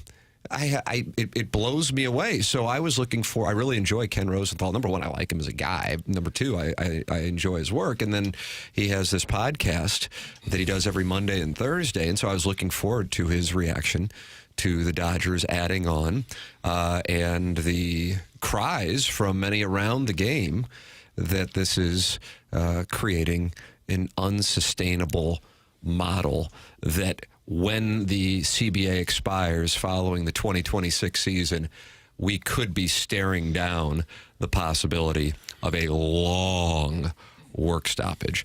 Here is what Ken Rosenthal had to say. Now, I want to show you another tweet. This one put out by Fox Sports over the weekend as well about the almighty NFL, the league that can do no wrong. Let's look at this tweet. This one says, either Mahomes or Brady have been in the AFC Championship the last 14 years. That's the Patriots and the Chiefs. In the AFC Championship the last 14 years, this is the 7th straight year the Kansas City Chiefs have been in the AFC Championship. And you might say, well, Ken, look at it. They're a small market. They're able to do that because the NFL has a salary cap. They're able to do that because they have a great coach and they have a great quarterback, just like the Patriots did all those years ago. Well, yes. But the question is competitive balance. That's the whole issue here. That's the whole thing that we're concerned about with baseball. Is there enough competitive balance? I would suggest to you in the NFL and another salary cap sport, the NBA, where you see players come together for super teams and where you see teams dominate over certain periods, though not in the last 6 years or so where they've had different champions. But to have competitive balance issues as well. This sport, as I said in the first segment, has not had a repeat champion since the Yankees 98 to 2000. And now, with a 12-team playoff, with expanded playoffs, it's more difficult to get through the entire playoffs. And so his justification for Major League Baseball's current state and competitive balance is that there aren't repeat champions. But if you create a playoff system that increases variance, that is what you get.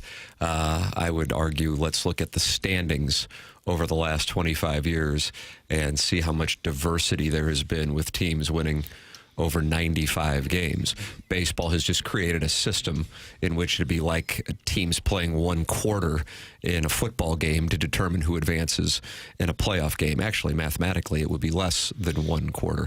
In other words, they don't reward the domination of teams in the regular season. And this past World Series was the first time that you had a top seed win the thing.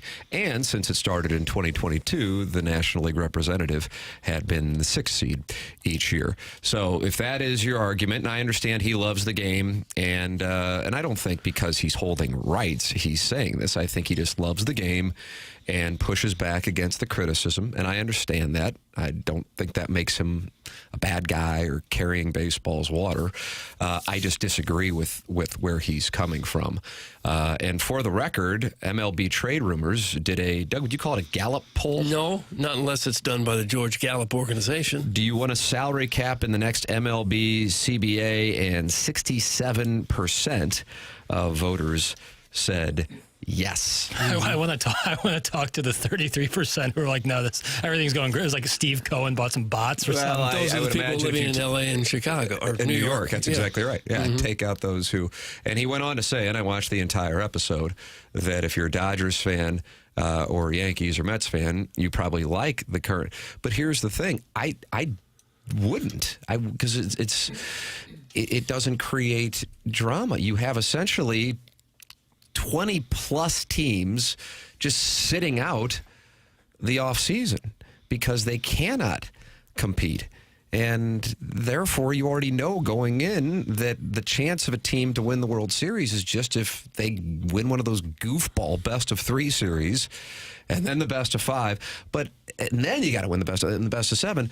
But as far as having a hell of a team in take your pick of whatever market that wouldn't be New York, L.A., Philadelphia, Boston, it's not going to happen. You just have to be one of those 80-win teams that gets in there and clips them. That's the game now. Yep. It's the Gilded Ages. I've talked about this before. The Gilded Ages. Yeah, we're the Gilded Ages, where you have Oliver Twist and Scrooge McDuck playing in the same league. Oh, wow. Don't the owners have to get in the room and sort of yell at each other and say it's not working? But the wealthy teams will then say to the Pirates, hey, you guys have been cashing all these checks we give you, not spending money, so there's a problem on both ends. I agree with that. That the system they set up was trying to fix some of the inequity and say, we'll give you a check every year because you're just not as wealthy as these teams. And teams like the Pirates are just cashing checks, empty building that makes money. So there is a problem at both ends. And Steve Cohen, I think, is looking like, wait a minute. And I don't know if it was his tweet or if it was a fake Steve Cohen that said the other day, when I do it, it's a problem. But now when the Dodgers do it, it's great for the game. I think he resents a little bit that he's kind of been characterized as the guy who's always trying to buy a championship. And now the Dodgers do it. It's like, good for them. The Dodgers, they're creative, and they are a smart organization. But it does feel like the Onion headline that used to say, Yankees sign everyone. Mm-hmm. This offseason, the Dodgers appear to have signed everyone. The Dodgers, I believe this is just subconscious. When I say New York Mets owner, I would imagine, for this particular audience on 101 ESPN, sports fans, I would think the vast majority of people would say Steve Cohen. Who is the Dodgers owner? It's a group of people, including Magic Johnson. Right. Their chairman is a gentleman by the name of Mark Walter. Mark Walter? That's right. That's point being. Didn't he do weather at Channel 11 for a while? Is that Mark Ferree? Mark Ferree. Oh, that's who it was. Yeah. And he took that wealth that came with doing weather, right, and bought the Dodgers. He put a group together. He invested Dave well. Checketts. How long would you have to do local weather before you could purchase a Major League Baseball team? 5,000 years. Gosh, it's I think 5,000 years, so you can then put the group together. I don't know if you get a PSL. So, my point being is an individual, you can get hate for being wealthy and aggressive. As a group, you're protected. Yeah. So, Mark Walter, yes. I imagine Cardinal ownership group would certainly welcome a salary cap right now. But some of these contracts, like the one Soto signed, like the one Bryce Harper has, they're contractually going to get this money for the next 10, 12 years or so. Right. So even if you put in a salary cap now, what do you do about those contracts? They don't count? No. Or you got to cut everybody else on the team? No. How would you handle all that? Well, those would get grandfathered in, I would have to think. So then there wouldn't really be a salary cap for another decade or so. Well, it's like the going forward. It's like whenever teams that were still under investigation for paying players in the NCAA after the NIL thing still went through, they still have to deal with that. Grandfathered in or not. Well, my point is, even if you put in a salary cap today, it might not have much of an effect at all for a decade or more. Right. Yeah, I agree. I see what you're saying. Like the fallout of it won't actually take effect until after a lot of these contracts have expired. Shut down. Yeah. But you wouldn't have situations like the Dodgers or the Mets right now where you're just buying everybody. At the right. moment. I'm all in favor of it. I just wonder how they would make it work. I'd like to be on the law firm of, they go to Bryce Harper and say, sorry, we're not paying you the rest of this contract. I'd like to be a part of that. We can't do settlement that deal. anymore. Yeah. So Ken Rosenthal is on the Ed Herman side of things, saying that if you look at it, there is a randomness. Teams can get in. The Yankees don't win it every year. The Dodgers don't win it every year. But you could also argue there's just certain teams that have zero chance. Well, I disagree on the point that teams have zero chance to win the World Series. But if I could, I'd happily do it. I feel like I could pick 10 teams, but for the safety of the wager, give me 5 that I can say that I would bet will not win 90 games. If any of them do win 90 games, I lose the bet. And it's a 5-star lock. You already know that. Yeah. But I wouldn't do that with a world champion.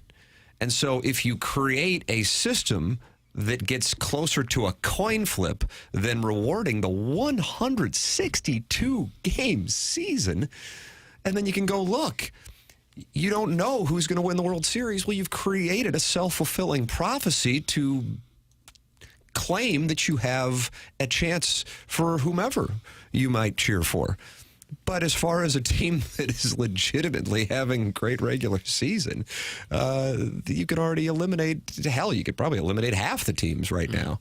And it's a self-fulfilling prophecy. If you mathematically break it down, the number of football games, 17, and how many games they play to determine a champion versus 162 games and the number of teams in there. And then, like I said, a best-of-3 series. When you can win a division, best of 3, you're gone. I hope you enjoyed your 24 hours after watching us for 6 months.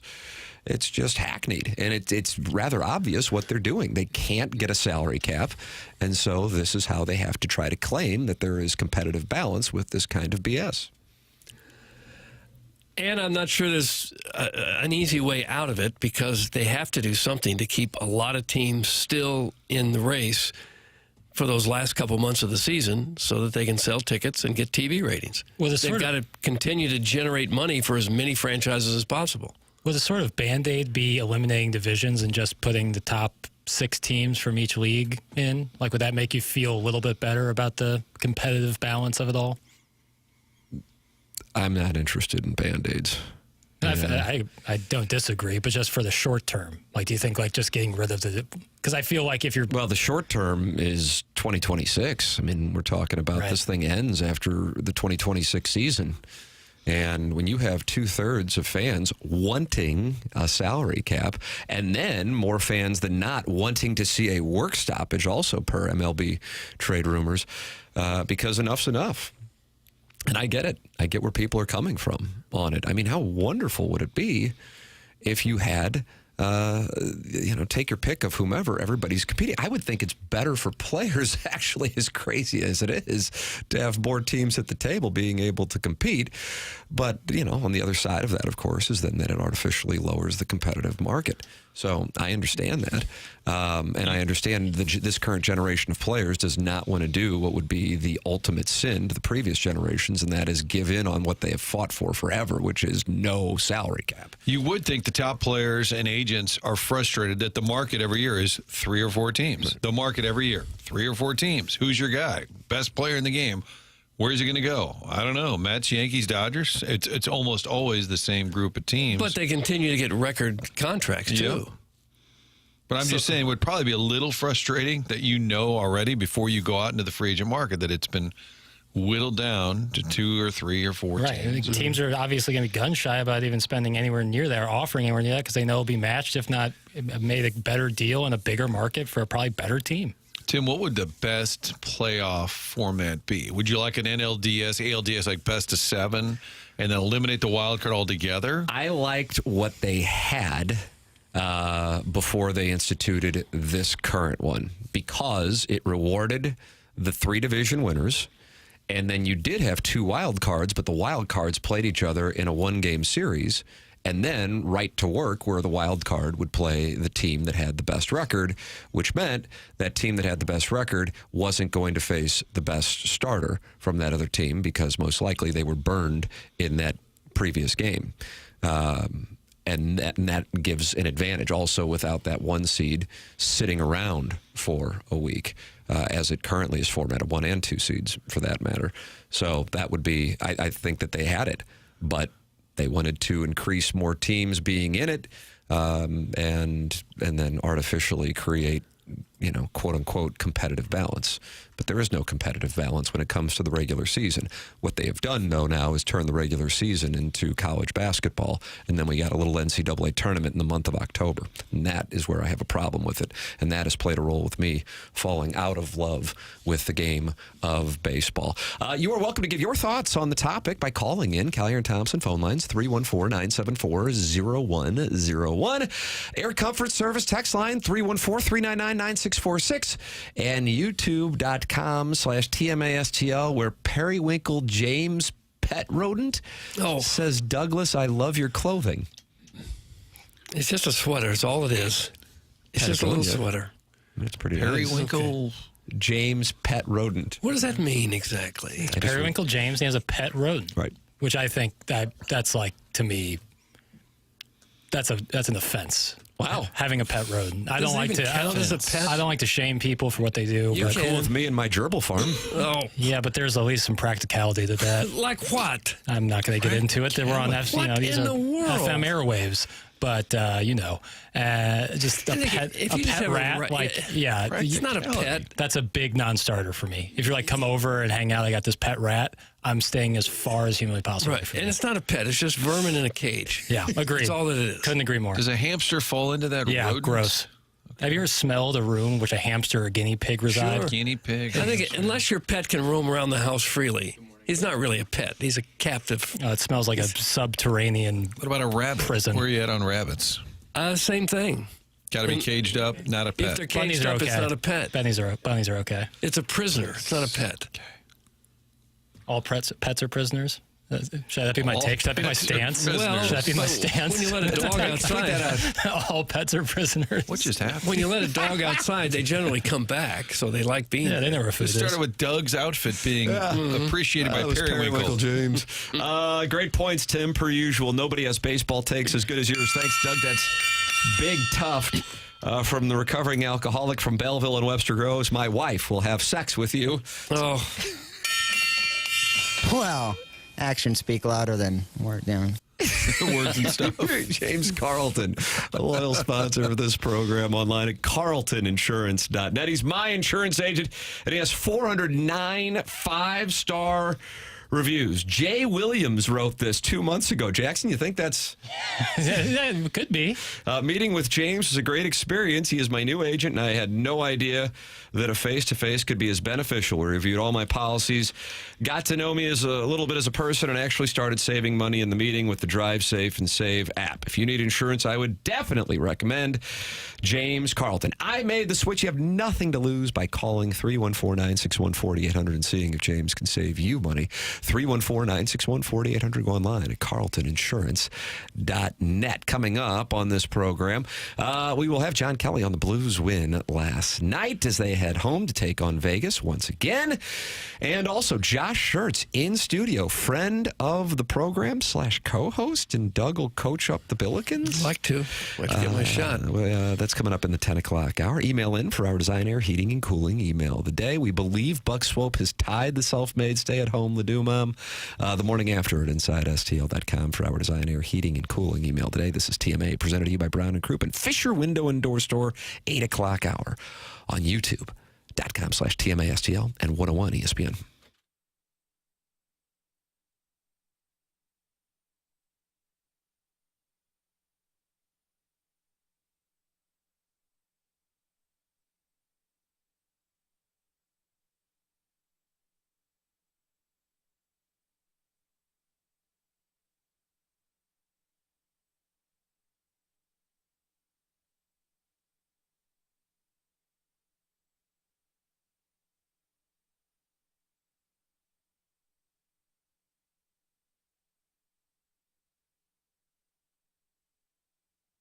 What's new in 2025? How about a new checking plan? Presented by our friends at Together Credit Union. They launched the brand new high-yield checking account called Empower Checking. And with Empower Checking, you earn above-market interest on the money that you keep in your day-to-day checking account. The interest is paid to you each month, a checking account that rewards you for the balances. It's not based on activity. To apply, visit togethercu.org. Stop by any of the 14 local St. Louis branches. Work directly with one of their amazing member advocates. You already know it's a great organization, Together Credit Union, where you are one of the owners. You simply sign up, and you're part of the ownership group at Together Credit Union. It's that simple. And now, get high-yield checking on top of it. Find out more about Empower Checking by going online, togethercu.org/empower. For full terms and details, membership eligibility required. Do it in 2025. Sign up for Empower Checking. Together Credit Union, federally insured by the NCUA.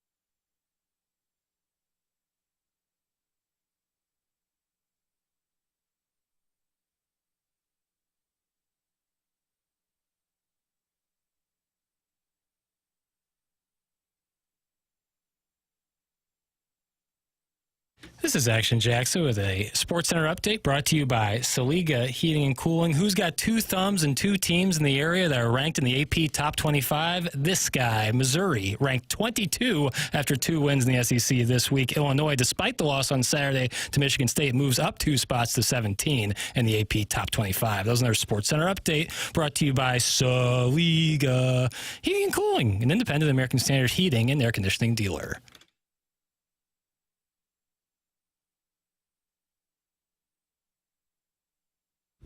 Welcome back to TMA 101 ESPN. Tim McKernan, Doug Vaughn, Martin Kilcoyne, Jackson Burkett, Chairman Kurt with you on this award-winning radio presentation. Fisher Window and Door Store, sponsor of the 9 o'clock hour. Getting that YouTube chat. Friends have gathered, Doug. 248 of them, and they're talking it over right now at youtube.com/TMA. At now 270. Now 270. Can I get 275? 275. 275. And they're talking about things like gerbil tubes. Clip that off. Gosh, Doug. Well, you brought that up. No, I didn't. Jackson. Someone said you look like a gerbil coming out of a tube. Well, that was early on. We've rectified camera situation here. All right. Bam! Doug, what awards has this show won? Maybe RFT at some point? Inside STL named it Best Show. Just blanket. It's correct. It's best show ever. You're welcome to get involved on the program. Friends have gathered. Chairman Kurt, I see, is on the phone. 314-974-0101. I'll hold my phone up. That's how I find out who is on the line. That's our system, Doug. You might say it's antiquated. Well, I don't. Kirk Herbstreit is on the line? I don't believe so. Was trending on the Twitter tweets last night, and I was wondering what that was all about. And I guess it's because people were unhappy that he was happy. Is that fair, Jackson? Yeah. Yep. Okay. Take a listen, Doug. Kirk Herbstreit join us now, and men, this story can now be told, right? You guys heard it. Holly asked him about it. We've all heard Ryan Day say the story can only be told if we win tonight. Herbie, I'll let you start as a guy grew up there and wore the uniform. What's the story of this team? Oh, don't start with me, man. I'm a little emotional. I'm just fired up for these guys. When I call these games, I'm incredibly objective, and I love all these Ohio State teams, but this team, because of what they went through to get to this point, you're just happy,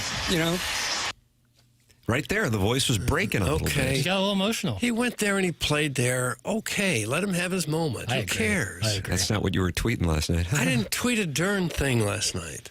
I saw the likes you got. If it had been Joe Theismann on the call and after the game he said, I'm so happy for Notre Dame, people get that, right? Don't reasonable people understand that? Have you ever been on the Twitter tweets? I have. Not everyone was happy, Doug. No. Bill in Pennsylvania said, I thought it was unprofessional. Susie in Charlotte said, I didn't care for it at all. Okay. Those were among the tweets we found not happy with Kirk Herbstreit. Now, I don't know the circumstances at all, but they don't matter, and I'm going to tell you why. Doug, that is what they teach you first day in journalism school. Right. Just get your opinion out there. That's all that matters. And scream it and double down no matter what facts present themselves. That's exactly right. You think Ryan Day will come out and say, I didn't hear enough of his postgame. Did he say, I know a lot of people were mad at him. Has he referenced the heat that he was under, and is he taking receipts? He actually did talk about it, but it's kind of like how they won't say the word Michigan. He's called them more like storms and adversity. Take a listen. Here's Ryan Day following the Buckeyes becoming the national champions last night, defeating Notre Dame. This team had to have resilience to write the perfect ending. What have you seen from this group in the hard times and the moments that were hard that got you here? Just sticking together, having each other's back. Faith is huge with these guys. And we built the foundation early in the season that we knew we were going to have to withstand some storms along the way. We did. We stuck together. We hung in there like a family does when things get hard. And we came out the back end. And now this just gives so much credibility to what these guys did all season. I'm so proud of them.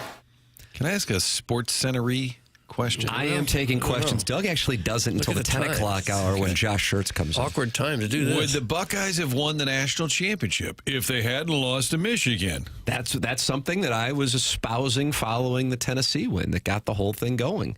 I think that there is something to dialing in, having that break, resetting. They also had a break to get healthy. Their offensive line was super beat up, and you saw the time Will Howard had last night. My goodness, Notre Dame couldn't get to him without blitzing, and that's why they were sending pressure on that critical 3rd and 11 with 2.5 minutes remaining in the game to Jeremiah Smith. They just couldn't get to him. That Ohio State line was beat up at that time. So, yes, I share that thought process, Martin, that if they beat Michigan, I don't know if they come out and play the way that they did. They also would have to play that championship game against Oregon in Indianapolis, Big Ten championship game. And keep in mind, we talked last week as we're approaching here in 2 days, the 25th anniversary of Ricky Proehl's catch against the Buccaneers. That 99 Rams team, I think we all said, actually, we thought that team was better than the 2001 team. I'm surprised to hear that, but I agree with you guys on that.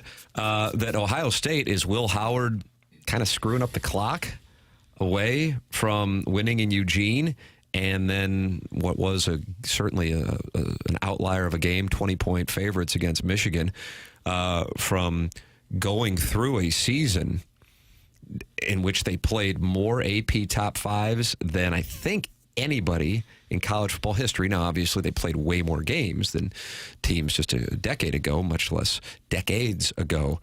But how great this Ohio State team is. Before the season, it was talked about as having the most talent of any roster, and what they were able to do in beating Notre Dame, and in beating Texas, and in beating the number 1 undefeated Oregon Ducks, and riding what was their loss earlier in the season there, beating Tennessee, beating Penn State earlier in the year, beating Indiana.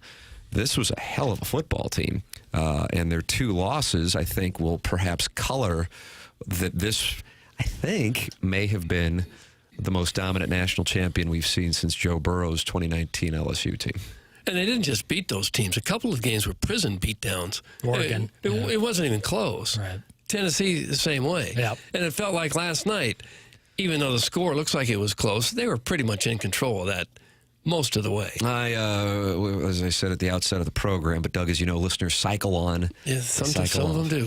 Yeah. We watched the game at my parents' house with the family connections to Notre Dame, and we were all there, my brothers, my sister, and I think my brother Kevin, who's always thanked at the end of this program, was not a big sports fan as it is, was looking for an opportunity to get up and leave, and right when there was a Notre Dame, I think it was the fake punt incompletion, said, "All right, hate to do it, gotta go." He'd seen enough. And I was thinking, yeah, I gotta go home and pop some pills, and go to bed myself. Never, ever, ever seeing that thing become a football game. So, tip of the cap to Notre Dame for that resilience that they displayed throughout the year, bouncing back from the Northern Illinois game, the comeback against Penn State, withstanding Georgia's attempt to make it a game in the Sugar Bowl. But when it's all said and done, the talent of Ohio State, I think can be undisputed for this thing. And I think that's why people were so mad at Ryan Day, because they know the talent they have and why so much was expected. But that's a massive amount of pressure, too, to live up to. You've got all that talent. I had the big O, Orlando Pace, on the podcast last week, and I said, how would you have done with NIL? And he said, I'll give you an example. He said, if I were Jeremiah Smith, I'd hold out every year. Whatever they gave him, he goes, I'd ask for more. Right. But they're loaded, and they'll be loaded again. They already put out the odds, Doug, I saw last night. What? Favorites to win next year. Yeah, Doug, you love when they look ahead. We don't even know who's on the team. It's about time. We didn't make it 2 hours after the game. They're like, oh, Texas is up there. Ohio State's dragging their feet. So Missouri 19, by the way. Hell yeah. When you look back, you wonder, how did Ohio State lose to Michigan? It's a mediocre Michigan team. They'd had 5 losses, including a couple of losses that weren't very good, got stomped by Illinois. Doug, you always say that when those two teams get together, you throw the record books right out the window. Well, there you go. Any given Saturday. But Ryan Day had a bad game against Michigan as well. I mean, a lot of times, we mentioned earlier, these coaches in the big games don't have their best day. Well, I mean, geez, you look at their opponent, they lost to Northern Illinois at home, sometimes you just go out there and you play flat-footed and you lose. That's just kind of how football works. It's one loss. It's not really a trend, but because it's so important each and every game, it gets, lost in the shuffle. Good morning. The Mizzou fans who say, quote, "We beat Ohio State are delusional idiots. Mizzou beat a team with a lot of transfers and opt-outs. Ohio State was on full throttle last night." That's from Driver Rob. Okay, bro. Where's he driving? Driver Rob, let us know where you're driving. But be careful. Don't text and drive. No. Especially in this weather. By the way, Chuck Marlowe would like to join us to talk about his Buckeyes winning, but he's recording the Rick Mass show between 9 and 10, Tim. That would be a NASCAR vehicle show, no pun intended. Vehicle. Maybe Chuck tomorrow. Ladies and gentlemen, the DeWitts addressed the media yesterday. We will have that audio for you coming up. John Kelly is going to join us. And in studio in the 10 o'clock hour, which is presented to you by Munganess, we will have Josh Schertz, friend of the program, plus the Design Air Heating and Cooling email day. Should he stick around and hear what the self-made stay-at-home Ledoux mom writes in about? I think he's going to want to. Little Tommy Tribbins and Misty Plops, and of course the great Buck Swope. The morning after at InsideSTL.com. Design Air, sponsor of the email today. Martin, we're Design Air clients and couldn't be happier. Love Design Air, St. Louis company. And Doug, what's something that's been around a long time? 10 years? 20 years? Give me a number. What's a good number? A long time. I'd say maybe 20 years. How about 1904? That's when it began.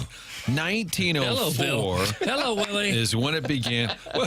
Willie, where's that copy for Martin? Where'd Martin put that Design Air copy? I don't need any copy. We're talking about Design Air, longest running TMA sponsor. Man, it's unbelievably cold. I feel bad for folks who are having issues with the furnace. If it's not working right, you need immediate help. Go to our friends at Design Air. They'll get you back up and running. They are there to repair the furnace. Not trying to sell you anything. DesignAirService.com is the website. Seth Goldcamp and the family are really proud of their reputation. Make sure you keep them in mind. Whether it's the summer and the AC's not working or this time of year, this is an unbelievable stretch of cold. I hope everything's working properly. If it's not, you know where to go. You know the deal. What did Jay-Z say in that TMZ video? You know better. Make sure you go to DesignAirService.com. Ladies and gentlemen, it's Design Air, sponsor of our email of the day. Tim McKernan, Doug Vaughn, Martin Kilcoyne with you. The Bill DeWitt press conference audio on the other side of the break. This is TMA 101 ESPN.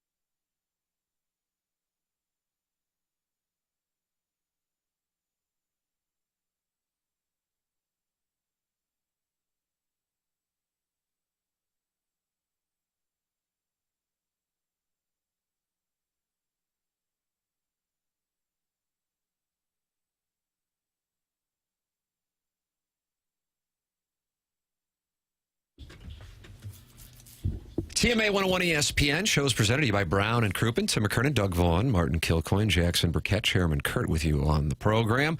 And we are entering the Mark Hanna Evergreen Wealth Strategies 9 o'clock hour. And Doug, I don't know if you saw him over there, but Ed Herman of Brown and Crouppen is in studio. I saw him sitting over there, standing actually. I could use some wealth strategies. What do you got? Doug gives out 5-star plays in the NBA. He loves first half totals. I'm a big first-half total guy. Is that right? That's where you live and breathe? Actually, now I'm afraid we're being spied on again because we were talking about CC Sabathia in the break. I went to Google to look up his stats. Before I typed in one letter, up popped CC Sabathia. Is that what you want to see? Isn't that because they're listening? I didn't type in one letter. Well, this is his big day. CC's gonna get the call at 5 o'clock Central Time today, and he's going in, getting in the Hall of Fame. It's going to be exciting. You know, a lot of people don't realize CC, finished with the exact same career win total as Bob Gibson, which is number one amongst African-American pitchers. 251? Yeah, 251 on the dot. He had like 4 chances to beat him, but he just couldn't get that win in those last 4 starts. I didn't realize that part of it. Ed, I promised the audience that we would have some of this Bill DeWitt audio from the winter warm-up, and Jackson has pulled some of it. I know you don't have headphones on. Doug, I can sign for him. Doug Martin will sign. Oh wait! Look at Jackson. He's back. Look at Jackson. Just when everybody said he was good for nothing. Here comes Jackson Burkett. Well, he's fresh off the trip to Chi-Town stand-up and Milwaukee. He loved that Brewtown, everybody. Here is Bill DeWitt. Hit the lever pail. We should maybe go spend money and see if we can't get it back that way. But it's hard to do. I mean, even if you had that goal, that would be hard to do. You have big markets that are just going to do what they do, and we're not in a position to compete at that kind of level of payroll. And there's a time to do it and a time to build. And we're trying to, I think, balance that so that we have the opportunity to have competitive teams every year. Bill DeWitt at winter warm-up. He was also asked, I think Jeff Jones asked the specific question about spending less based on revenue going down, but you're sitting on a monster load, basically the franchise value. I think that's how it was positioned. And basically, they've got a ton of money available if they wanted to tap into it in some way. What was his response to that? He said, we're not in the business of losing money. Like, we go out each year, and he said, I believe the exact quote, he said, some years we mostly don't make money. Some years we've made a little bit, but we're not looking to lose money. There's some years we've lost money. In other words, they want to try and always match revenue to payroll. And I think Jeff's question was, the franchise is worth so much money. You could afford to lose a little bit of money. And he basically said, our model is to not lose money. We don't really make money. And then he stopped and said, except some years we're a little more successful than others. But basically, we're not looking to lose money is why they're going to always set their payroll based on expected revenues. Yeah. Ed Herman, I'm sure you have thoughts. Listen, I do. I think it's nonsense. All of these, if you own a sports team, your only goal should be winning, and you shouldn't care about making money. It should be your hobby. It's your passion. This isn't where you make your money. You make your money doing something else, building an empire somewhere else, like most of the owners have, and then you say, what can I do for fun? And then you go and you buy a franchise, and you become a fun owner who just wants to do whatever they can to put a winning product on the field. And if you're lucky enough to get one of those owners, you got a great sports city. And when you have an organization that thinks this is a business that needs to make money in and of itself, as soon as you start running it like a business, you're not going to put a great product on the field.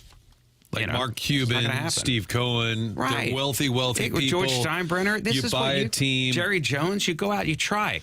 Say what you will about the Cowboys. I'm no Cowboy fan.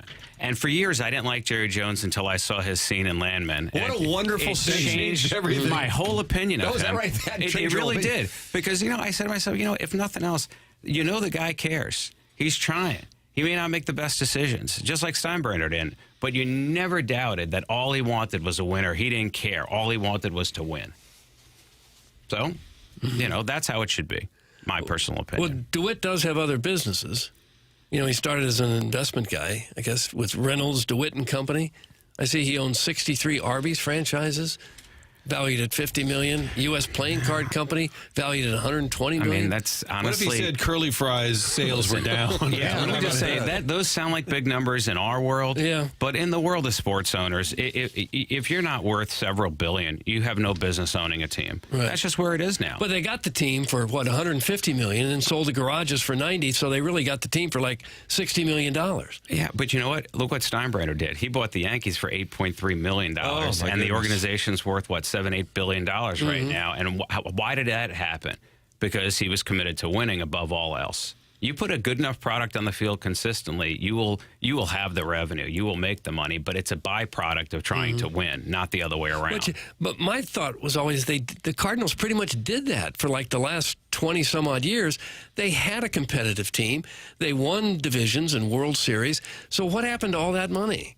You know, was it really just, you know, they barely made money even in the big years? You know, you can't look back on no team takes the money that they made 20 years ago and uses it today, and that money's gone. They spent it on pools and planes. That's pools not and around. planes. Yeah, that money's gone. You still have the money you made 20 years ago? A lot of it, yeah. Get out of here. You know, it went from whatever your equivalent of pools and planes are. No, I don't have a pool or a plane. No, that's not how organizations seem like they'd be sitting on a pile of cash. Of course they should. Listen, just what these teams get in revenue sharing alone is enormous. I mean, they get, you know, a tremendous amount of money that flows through to the other organizations. That's why, while you know I don't support a salary cap, I do support a salary floor. You know, I think there are a lot of teams that are trying to maintain a profit, and I think if that's your goal, get out of the game. Like the Marlins getting a $70 million handout and then not really doing anything. Exactly. Pirates have done it for years. The whole point is to take that money and reinvest it in your on-field product.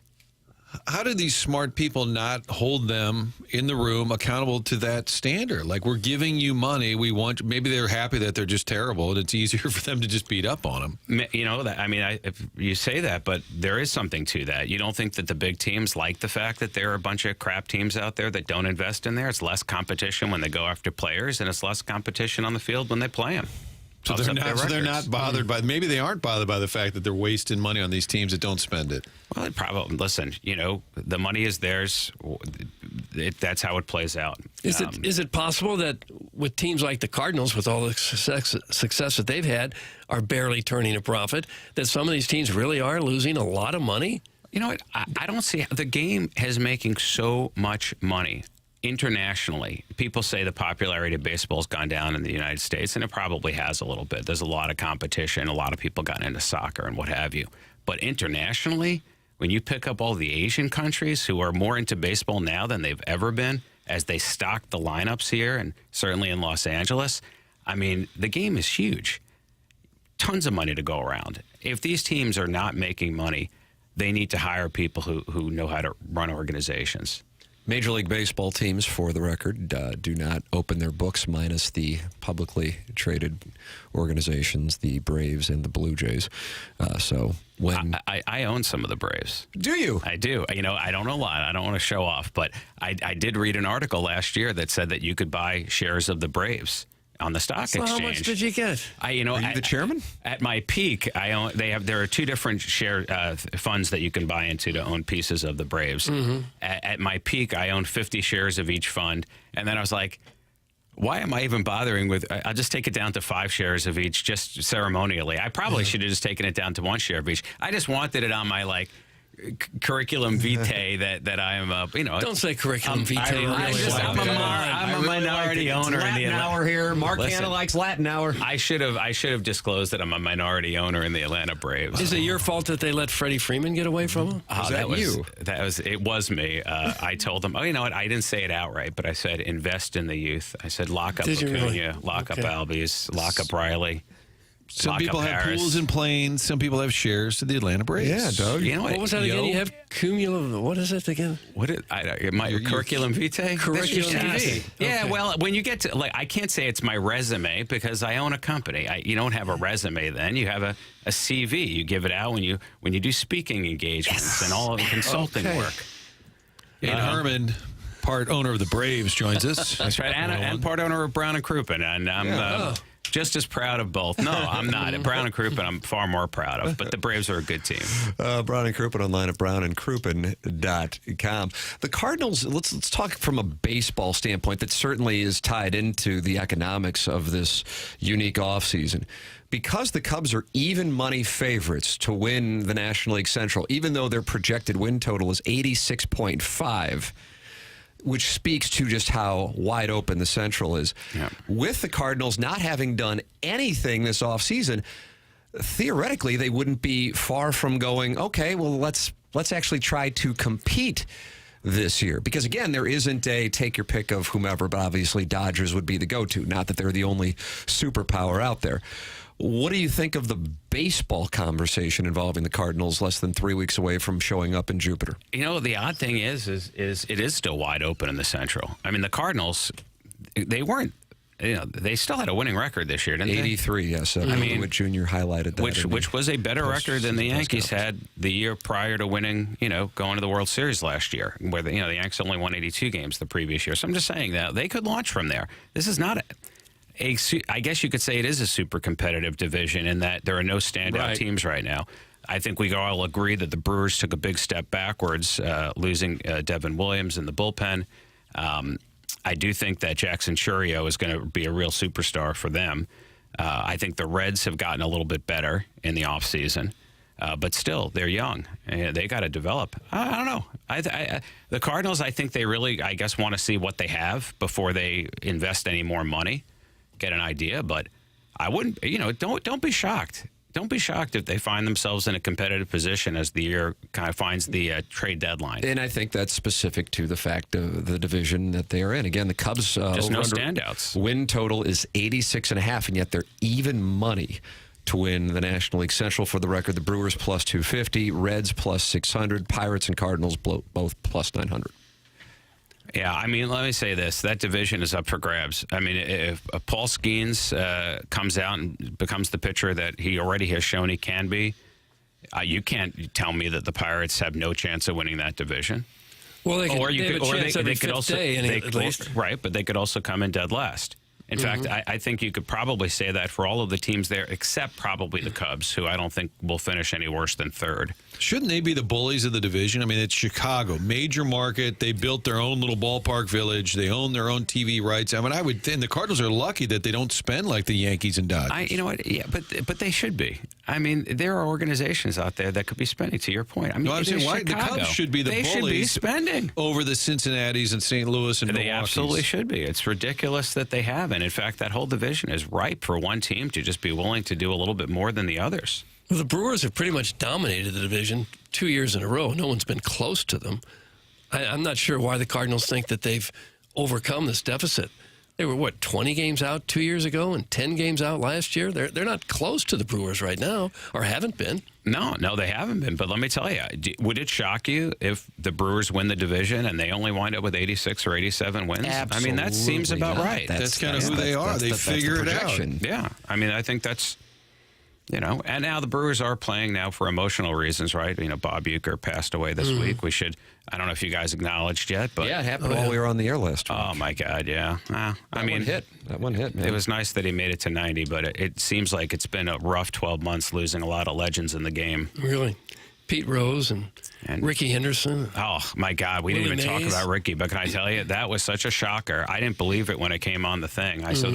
I didn't know he was sick. Yeah, it was debated whether or not the story young. Was real. Yep. Even though his face always looked ancient. I don't know why. He was not blessed with a young face. Not all of us can be Doug Vaughn, Ed. But, yeah, it's true. Good luck trying. We do try. But anyway, yeah, it's a lot of losses. And, Willie Mays, you said, too. I mean, this is a horrible year for I love legends. those Ricky stories. Who was the Seattle first baseman? John Olerud. That always wore the old Met. They always wore the helmet, the batting helmet at first, and Ricky's like, hey, Ed, I used to know a guy who did it. He's like, yeah, that was me. There are so many great Ricky Henderson stories. That's one of my favorites. Ladies and gentlemen, Ed Herman, Brown and Crouppen, 314-222-2222. Brown and Crouppen. Always great to have a conversation with you. Thank you so much, kind sir. There he is. That's Ed Herman of Brown and Crouppen with us here. Of the Atlanta Braves. Yes. Braves owner. Chairman. Ed Herman. Ed Herman. Ladies and gentlemen, if you're dealing... I can tell you that the Chiefs would not cover the spread in their game back, and they did it. And there you go. You delivered. Courtesy of the safety. Low energy, low motivation, fatigue, tired all the time, feeling anxious, moody, irritable. Those are symptoms of low testosterone. Well, that's where Mentality comes into play. Mentality is a local healthcare facility that specializes in helping men feel and perform at their very best. Mentality focuses on free testosterone levels, which many doctors overlook, ensuring your treatment is tailored to your body. The results: you can experience energy coming roaring back, belly fat burning off, muscle strengthening. You feel like yourself again, confident, driven, and ready to tackle life. Don't let low testosterone hold you back. Be your best for yourself and your family. Men today have 30% less testosterone. Take back your numbers. Visit mentalityhealth.com/radio to get access. Blues with a really big win last night in Las Vegas. John Kelly will join us to talk it over next here on TMA, presented to you by Brown and Crouppen, 101 ESPN, and the TMA STL YouTube chat.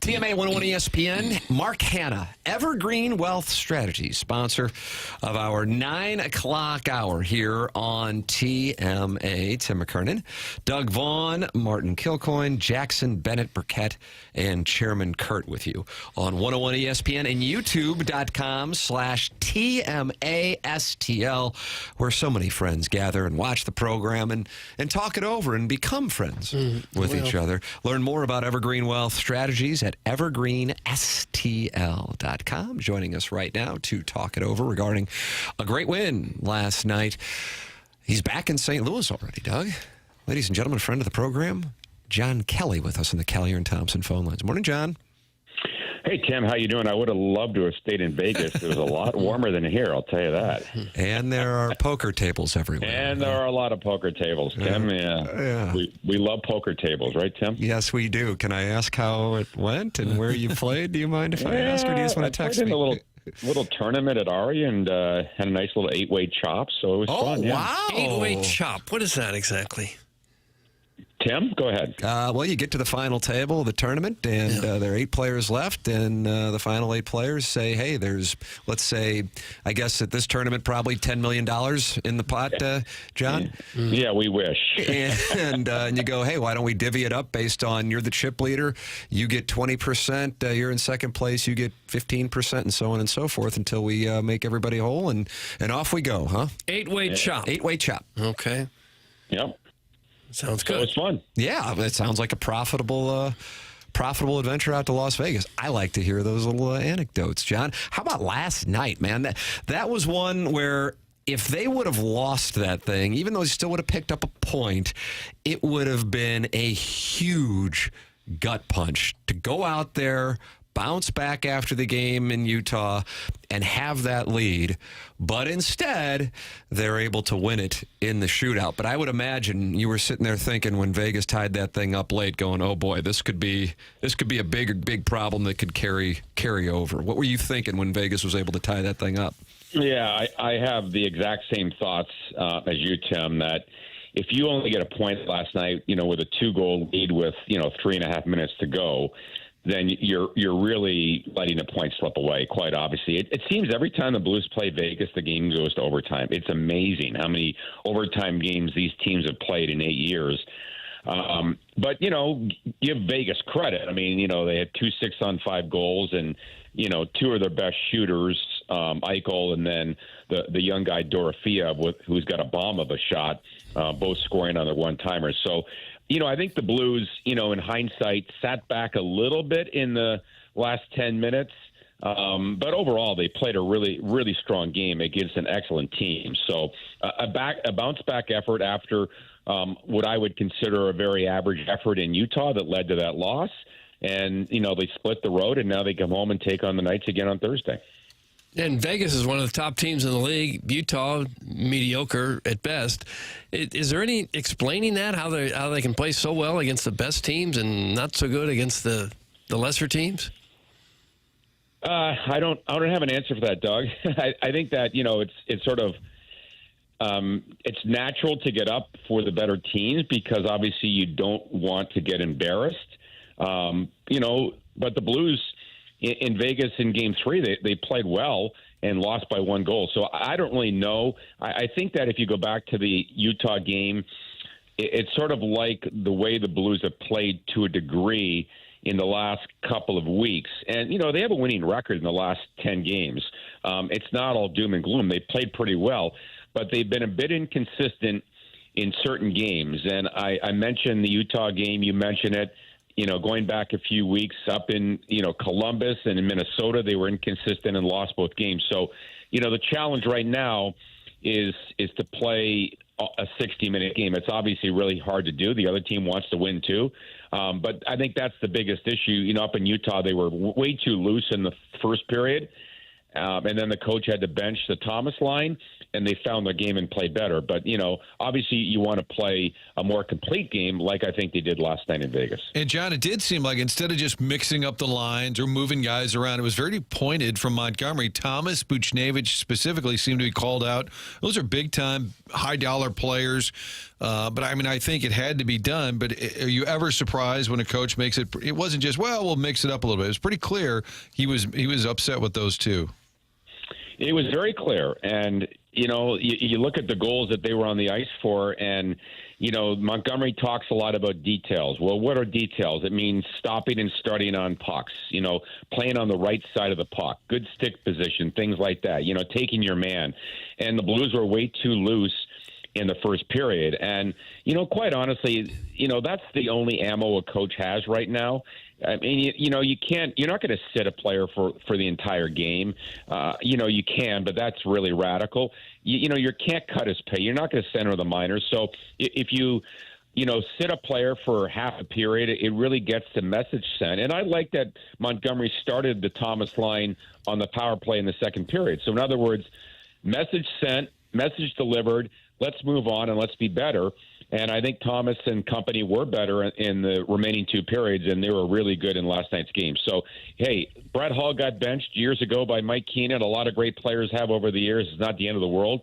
Again, it's just a lesson learned, and hopefully those guys have taken it to heart. John, is the Vegas game day experience one of the better ones in the league?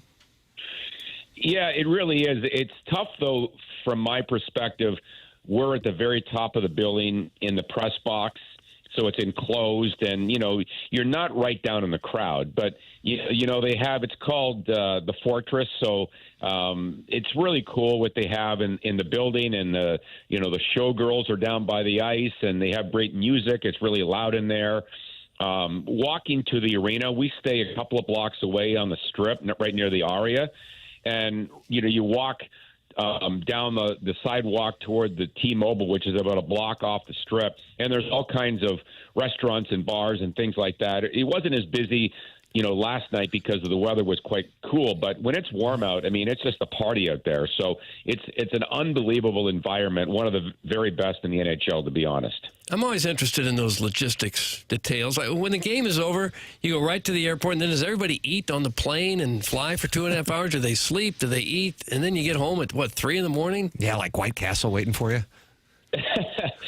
No, we're treated really well. Yeah, we go right to the airport, and we're out of there in about 45 minutes, and they feed the guys on the plane. And, you know, on a day like last night, you know, the game started at 3 o'clock local time. So, no, the guys aren't sleeping last night. They're playing cards or watching movies or reading or whatever. So it was a happy flight home last night, as the Cardinals would like to say, right? Well, I guess it was.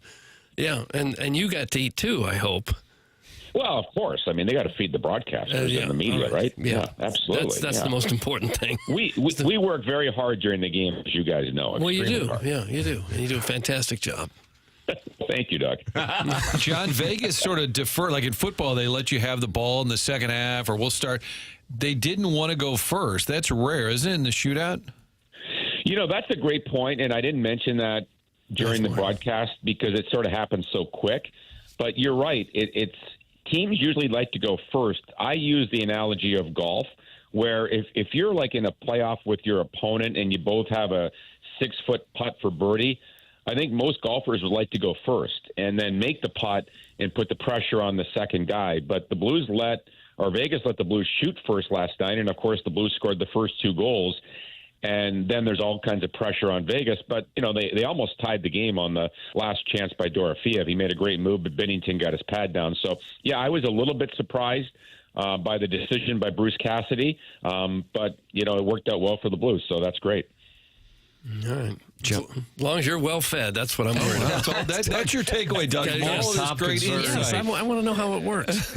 And an 8-table chop. Eight-person chop there at the Aria. And you know what's amazing about it, Tim, is in the 6 hours of the tournament, not once did I have pocket aces, kings, or queens, and I still made it to a chop. Wow, must have been some savvy play there. Yes. May I ask one more poker question, then I'll stop? Sure. How many players were in the tournament? If it was only 6 hours, I'm going to guess 80. 70. You're right. 70 people. Yeah. 70 people. God bless America. That's a great poker room, Aria, in Las Vegas, for those of you. Oh, it's fantastic. Yeah. That's where Phil Hellmuth plays all the time. I was about to he's say, a resident at Aria. You probably saw some of the well-known poker celebrities in that room. That it used to be Bellagio, now it's Aria. John Kelly with us, fresh off of a trip back from Las Vegas. Hopefully, the Blues can keep the momentum from the win. Wouldn't it be something else if they get all 4 points against VGK this week as they enter a really difficult stretch of teams between now and the Four Nations? John Kelly with us every Tuesday here on TMA. John, always appreciate it, man. Thanks so much. All right, Tim, I'll talk to you next Tuesday. More hockey and poker talk. That sounds perfect and for me. And food. Hockey and poker talk. Hockey and poker talk here on 101 ESPN and youtube.com/TMASTL. That is where you can watch the program and participate with DJ Patty Cakes, who's in there talking it over as we speak. Doug, along with the Baldwin Beer Batch and Joey Vitale's Orange Scully and Droid Effects and John Cusick and the delectable Danny Pintaro and longtime TMA member Ken Iggy Strode, who is talking about grilling steak, it looks like. Something about a skillet. You're not going to want to grill outside today, are you? Cats and dogs. I'm sorry, Martin just lowered the computer in front of him during the entire John Kelly interview. He looks like Wilson from Home Improvement with half of his face over the computer. And it was really funny. I could have changed it, but I really thought it was just super funny. You left it up there. I did. I was so locked in on the interview, I didn't notice until after that all that was appearing was my scalp. Well, that's a much better comparison, Wilson, than gerbil in a tube that you got earlier in the show. Well, I don't know what people's knowledge on 90s sitcoms are, especially, ones with Tim Allen. I don't know. Well, it was a good analogy, darn good analogy. And Jonathan Taylor Thomas, for that matter. Yeah, Jonathan Taylor Thomas. Rodney Dangerfield was in one of the episodes. I really liked it. He was? I really like. Yeah, he was. It was when it was a Thanksgiving episode there at Ford Field in Detroit. Rodney Dangerfield walks in. It was like one of his last years of life. When did he die? When Dangerfield died? Crowdsourcing. It's been a while. 2012, I'm going to say. 2012, really? You think it was further back? I'm going to say further back and feel very good about it. Yeah, I was thinking like 99, maybe. 2004. Oh, wow. I felt very good about that. Martin gave me value. I had to take advantage of that, just like John Kelly. It was 8-man chop. Really? Yeah. Is that right? Wow. He really didn't get it going until it was Caddyshack. His first movie, yeah. Yeah, I mean, he had been performing. Born in his 40s. So he was born in 1921. Wow. So Caddyshack, you're talking 58-ish when he's in Caddyshack. I mean, I'm sure he did a lot of other stuff. Doug probably remembers, but I do. He was one of the big stand-up guys. Sally Kellerman from the Hidden Valley Ranch commercials. He was on the Tonight Show frequently with Johnny Carson. Yeah, he was on there a lot. Because he was like the top stand-up comedian of his time there for a few years anyway. Hey, guys, did Ryan Day make his way into the stands last night and find Lou Holtz, who was enjoying pureed foods, and ask him what he thinks about Ohio State now? Yeah. That's from Carlos Spicy Wiener. That's tough. Air Comfort Service text inbox. What's tough? Well, it's the pureed food is tough. Yeah, but like going at Lou Holtz and then they show him on video and you're like, you shouldn't be going it. Let the man live. Even after he and his leg made it to the game. Remember, I had an update for you last week on the leg. It was great to see. But yeah, that's pick a different person to kind of do your thing about. That was pretty good. Lou Holtz was 88, and he was wearing the 88 hat in celebration of the 1988 national Tony Rice was one of the reasons we won that game. Tony Rice was an outstanding quarterback. Rocket Ishmael. Rocket was a great player. Rahib, I believe. That's correct. Good to see old Lou at the game, but Ryan Day had his day. You guys want Chuck on tomorrow? I feel like sure. He said he was watching with the family.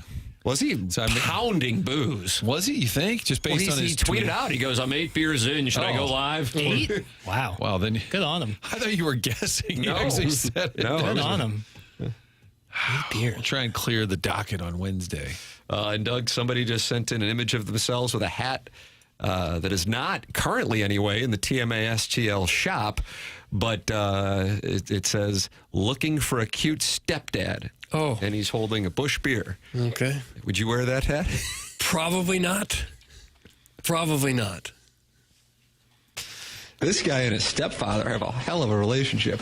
Right. I did see a hat in a convenience store the other day. I was close to buying it. It just said Sugar Daddy on there. What stopped you? Do you buy a lot of your apparel from convenience stores? I get most of my clothing at Mobile on the Run. I've bought a gas station T-shirt before. You did? Boughton. I just used the word boughton. What was the verb there? Wow. Chairman Kerr was on that. Yeah, in a I know. split second, he jumped just on used it. the word boughton.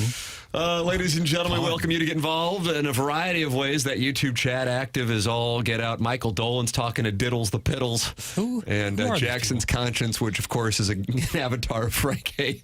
Which hurts.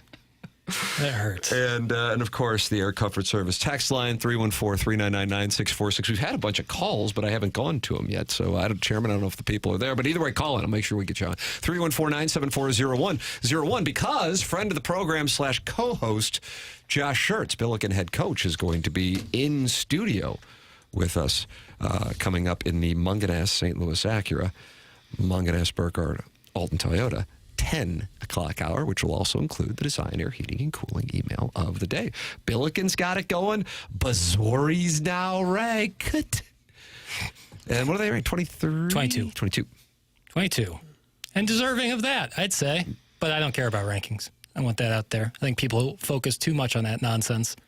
Billikens have LaSalle tomorrow night, then on the road at George Washington, and then big week next week. 2 great home games, VCU and Dayton. I'm going to the Dayton game with my wife and 2 boys. Oh, are you really? Yeah, looking forward The to it. Blizzard. Yeah, that's always a Blizzard game. That's always really fun. Yeah, I figure if they're going to see their first ever basketball game, that's a good one for them to get that atmosphere great going. Why not St. Gabe's?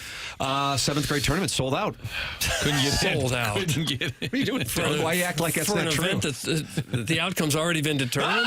Slander suit, Thompson Coburn, red alert, red alert. There's probably a guy over at LeGrand's. How many do you need, pal? What you want? You want the 7th grade tournament? I'll take a legend, and I'll take 4 tickets to the 7th grade tournament quarterfinals. Hey, you want that Jimmy Ball game? There's an Edmonds sandwich. There is, and I went there with Edmonds, and he goes, well, I guess I got to get the sandwich with my name on it. And I got to be honest with you, I'd get the legend. Yeah, I've seen what the Edmonds has, and I'm getting the legend all day. But Edmonds is a legend, so there you go. Isn't it a salami turkey on the Edmonds? Doug, is it a or is that the I don't know what the Doug, sandwich is that the slap shot? I don't know. I can imagine Edmonds going, is that all that comes with it? That's it? It's got your name on it, pal. Ladies and gentlemen, you're welcome to partake in the program in the many, many ways. Collier and Thompson phone lines. We're going to take the calls, 314-974-0101. This is TMA, presented to you by Brown and Crouppen on 101 ESPN and the TMA STL YouTube channel.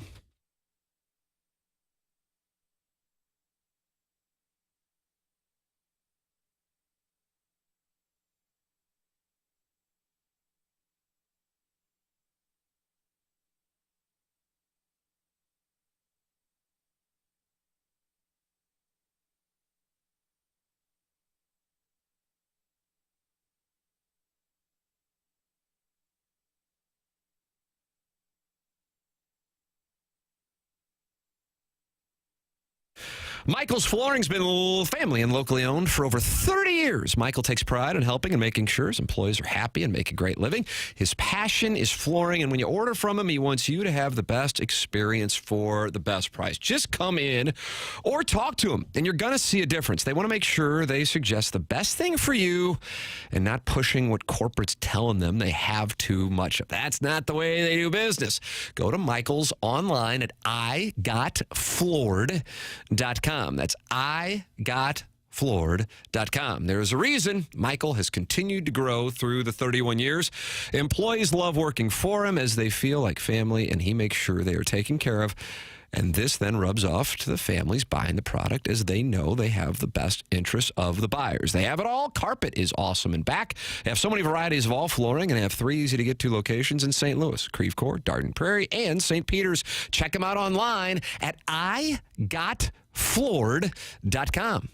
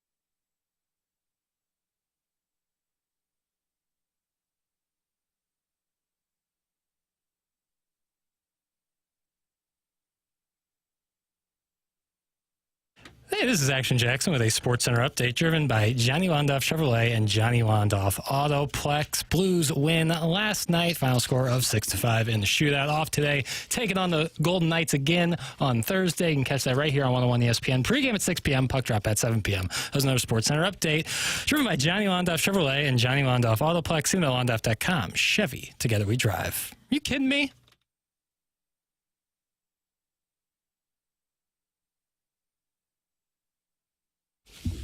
This is the Morning After, 101 ESPN, YouTube, TMA STL channel, youtube.com/TMA STL.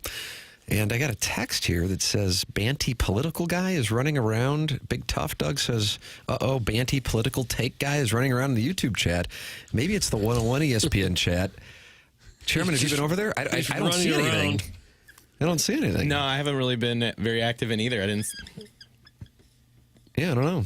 I don't see it. So please let us know, and you're welcome to participate in the program by calling in. Doug, it's a phone call segment. Okay. Larry Nickel's been calling in 314-974-0101. Pestis from Festus was. I just couldn't get to him. I couldn't get to him. So this is your time to get on. It's not your fault, though, Tim. I agree with you on that. Never is. Kurt will often say no. Is that all you got? Those are the people I want to talk to. Is that all you got? 314-974-0101. Josh Schertz going to be in studio with us in the 10 o'clock hour here on the program.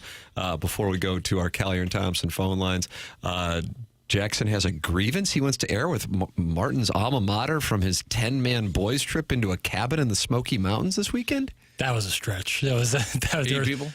There was four total, including myself. Yeah, so 4 total.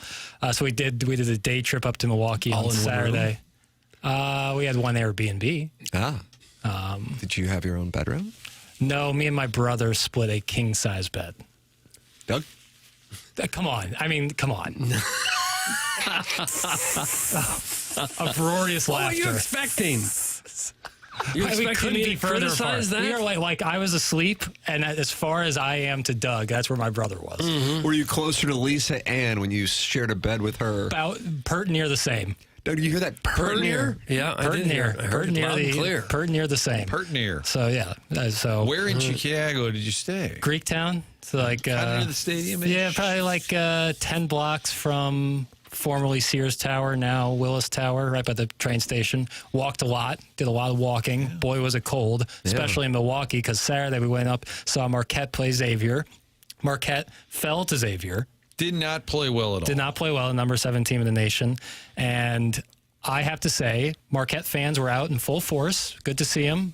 Big student section. I was a little bit, concerned is the wrong word, but taken aback by how little it seemed that loss affected the fan base. Wow. That's your grievance? Wow. Yeah, I thought that there should have been, people were like, let's go get a drink. And everyone was like, fun day, Saturday, let's all enjoy ourselves.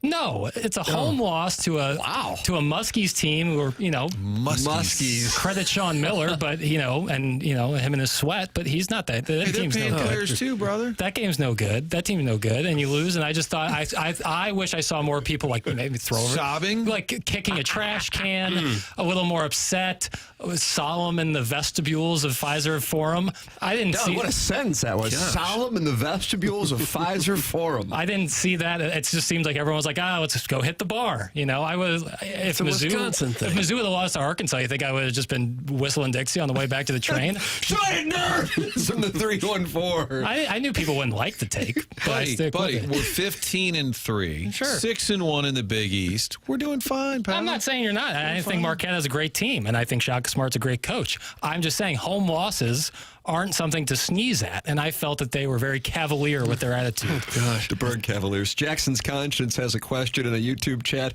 Did Jackson also wet the bed with his brother like he did in Jamaica with Lisa Ann? Doug, there are unfortunate allegations that the reason Jackson was wearing a diaper in the Caribbean Sea was because he was having problems controlling his bladder, and that's what Jackson's Conscience is insinuating. I don't know if you want to litigate. I mean, there's so many inaccuracies in that text and what Tim just said. I feel like I should almost dump out of it.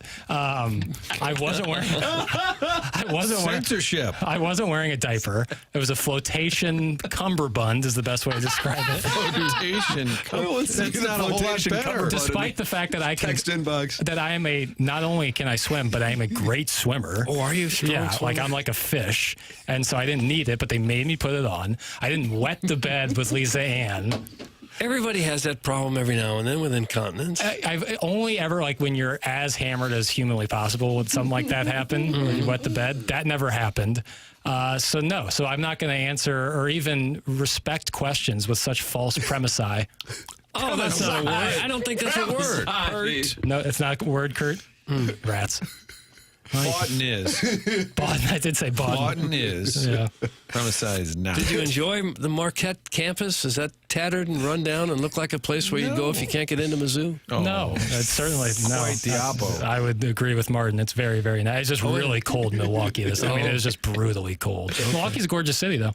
Get a bigger Airbnb already instead of bunking with men. What the hell are we doing, pal?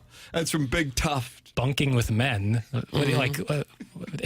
Bunking with men. We were at a big Airbnb. Bigger. I don't know. Was it a house or a condo? No, it was like an apartment. It's Chicago. It's expensive. Bulls tickets are expensive. Marquette tickets are expensive. How much was this Airbnb per night?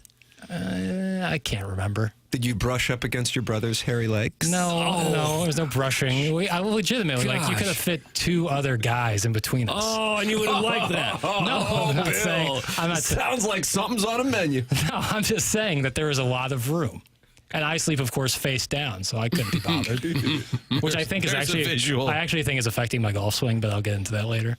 Well, it affects your neck, for sure. I do. The fact that you sleep on your face is affecting your golf swing, and that's why you hit a 7-iron 140 yards? I think part of it, because I think I roll my shoulders onto the bed where my face is, and so I have a naturally rolled shoulder, which gives me bad posture, which means getting into that slot is tougher, because my shoulder isn't used to that. Just open. It's as simple as that. Well, that's part of it, too. Yeah, how was the train ride to Big fan. Chicago? Big fan. Train ride up, awesome. Like, made it in, under 5 hours, which is really nice for a train. Way back with a less fun. But rail travel... Why was it less fun on the way back? There was a lot more stops, a lot more, like, they were describing it as rail traffic. Oh, I was like... I like that, rail traffic. I was like, just, you tell them to take a rip track and get out of the way.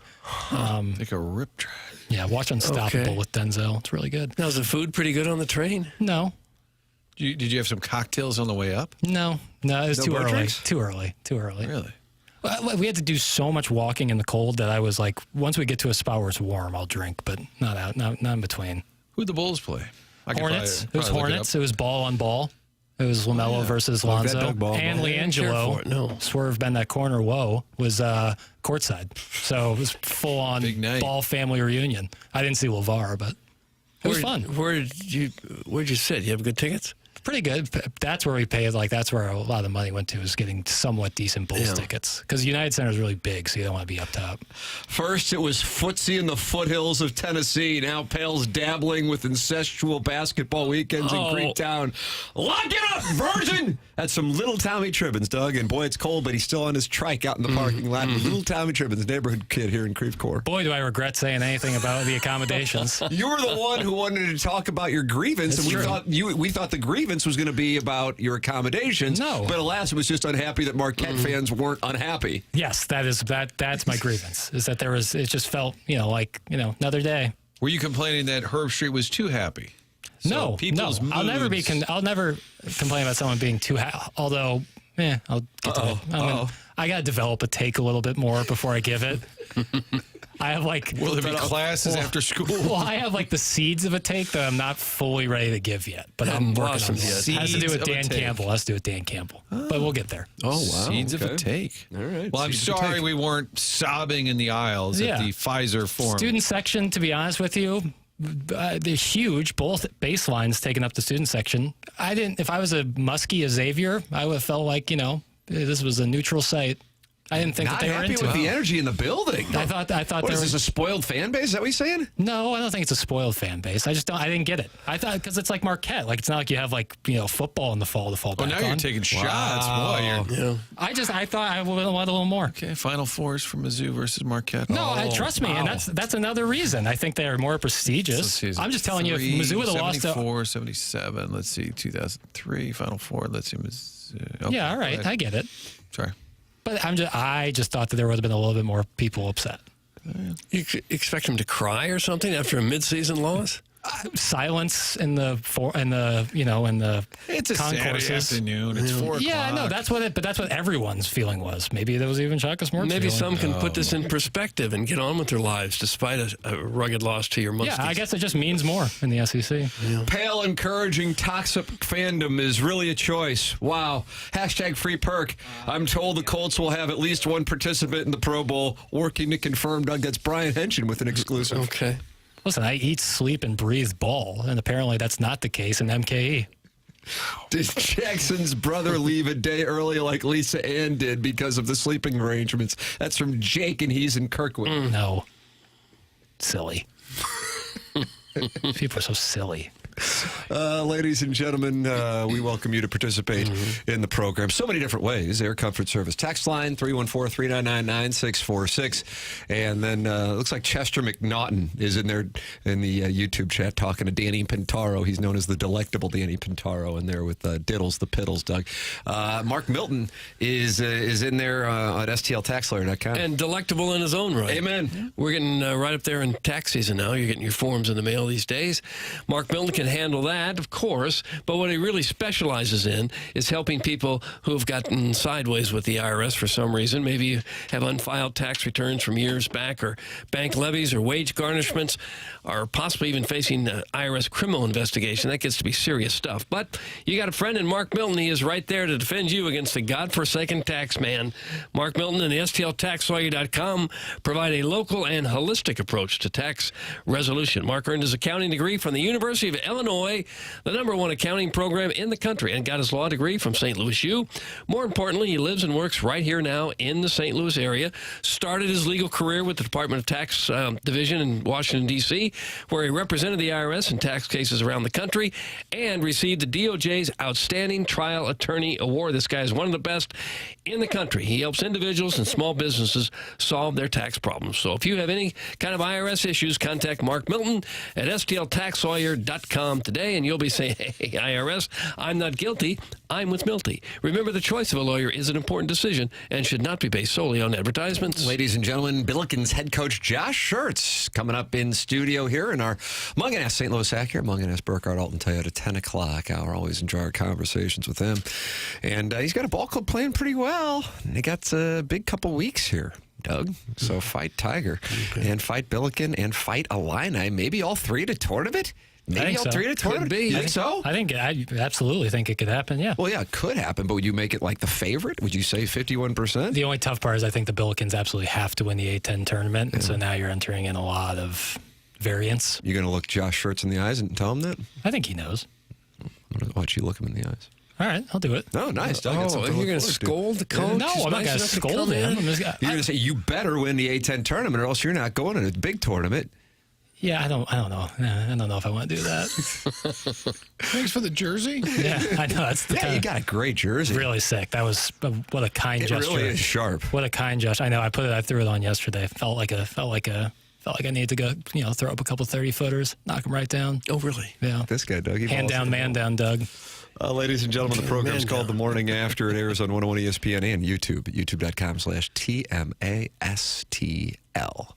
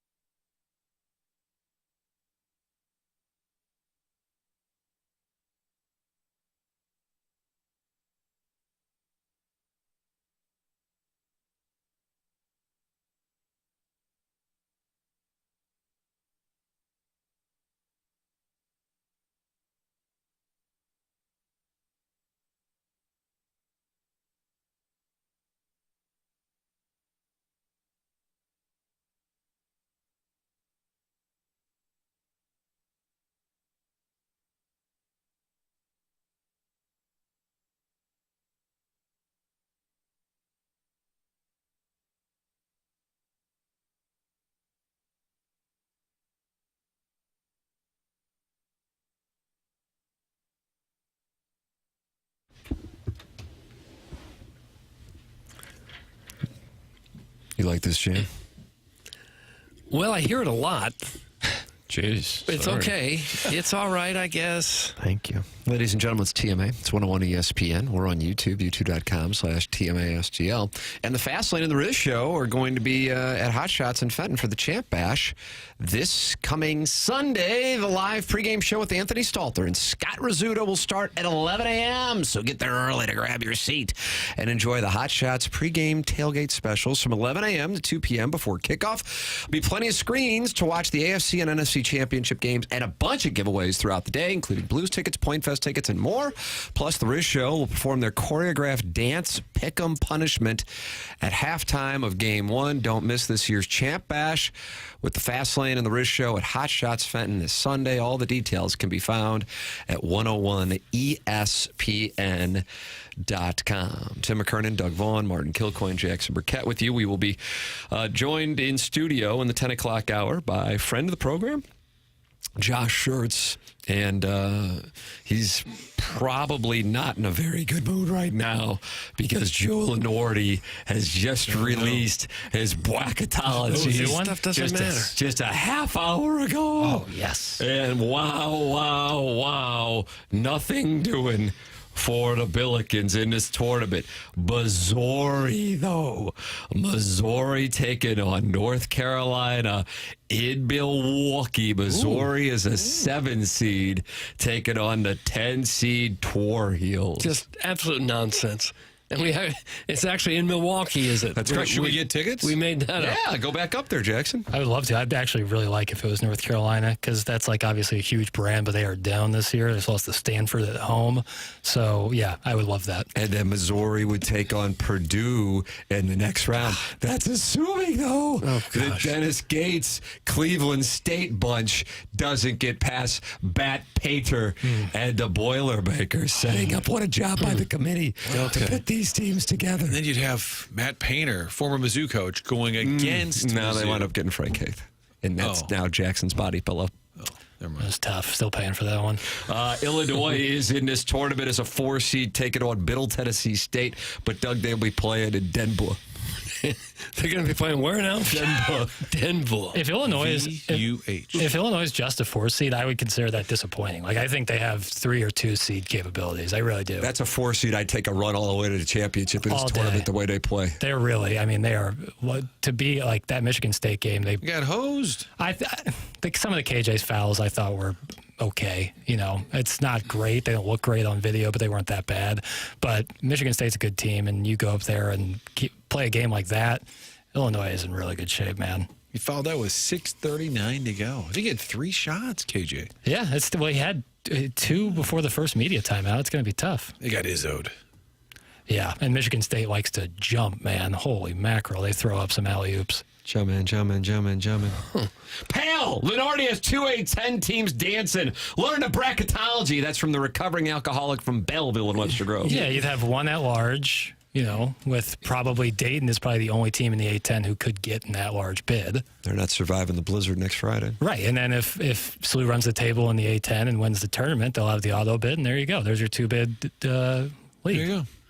I just, like, SLU doesn't have a non-conference resume likely to get them into the tournament. You going to look Josh Schertz in the eyes and tell him that? I mean, I think I'm not telling him anything he doesn't know. The A-10 usually gets 2, 3 teams in. Yeah, 2 tree. 2. Sometimes tree. Yeah. To SLU, like, I actually think that year with COVID, they would have been they could have got in with a at-large bid. They were really good that year, and so was Dayton. Obi Toppin. Boy, could he jump. George Mason's 5-1 in the Atlantic 10. How about those Patriots? You know, Kim English used to coach for them, and now he's coaching for Providence. Yeah. Down a little this year. Providence, yeah. What was the team that changed their name? We were talking about George Washington. Yeah, they were the Colonels, and they changed their name to the Revolutionaries. Yeah, it doesn't make sense. That's a really bad. I wonder if the Colonel himself filed the litigation. Yeah, that's right. And why would George Washington be the Colonels? Wasn't he the general? I believe so. Jackson discussing the A-10 is making my ears bleed. That's from Kwame Voyukas IV, and he's a big Billikens guy.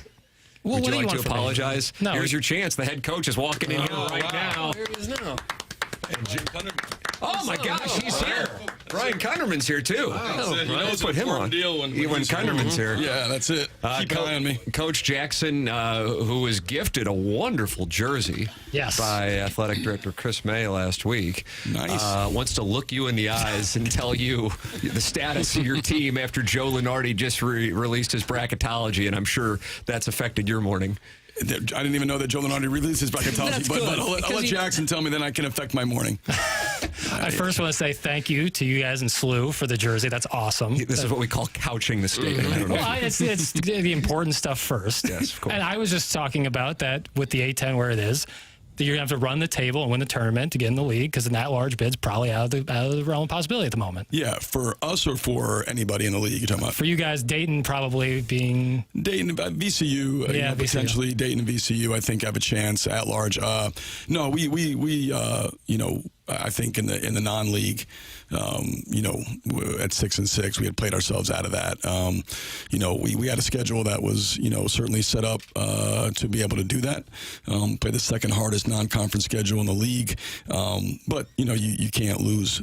You can't be 6-6 through 12 games. And but the reality is, we weren't good enough at that stage, and that's a part of the deal. But I didn't go into it.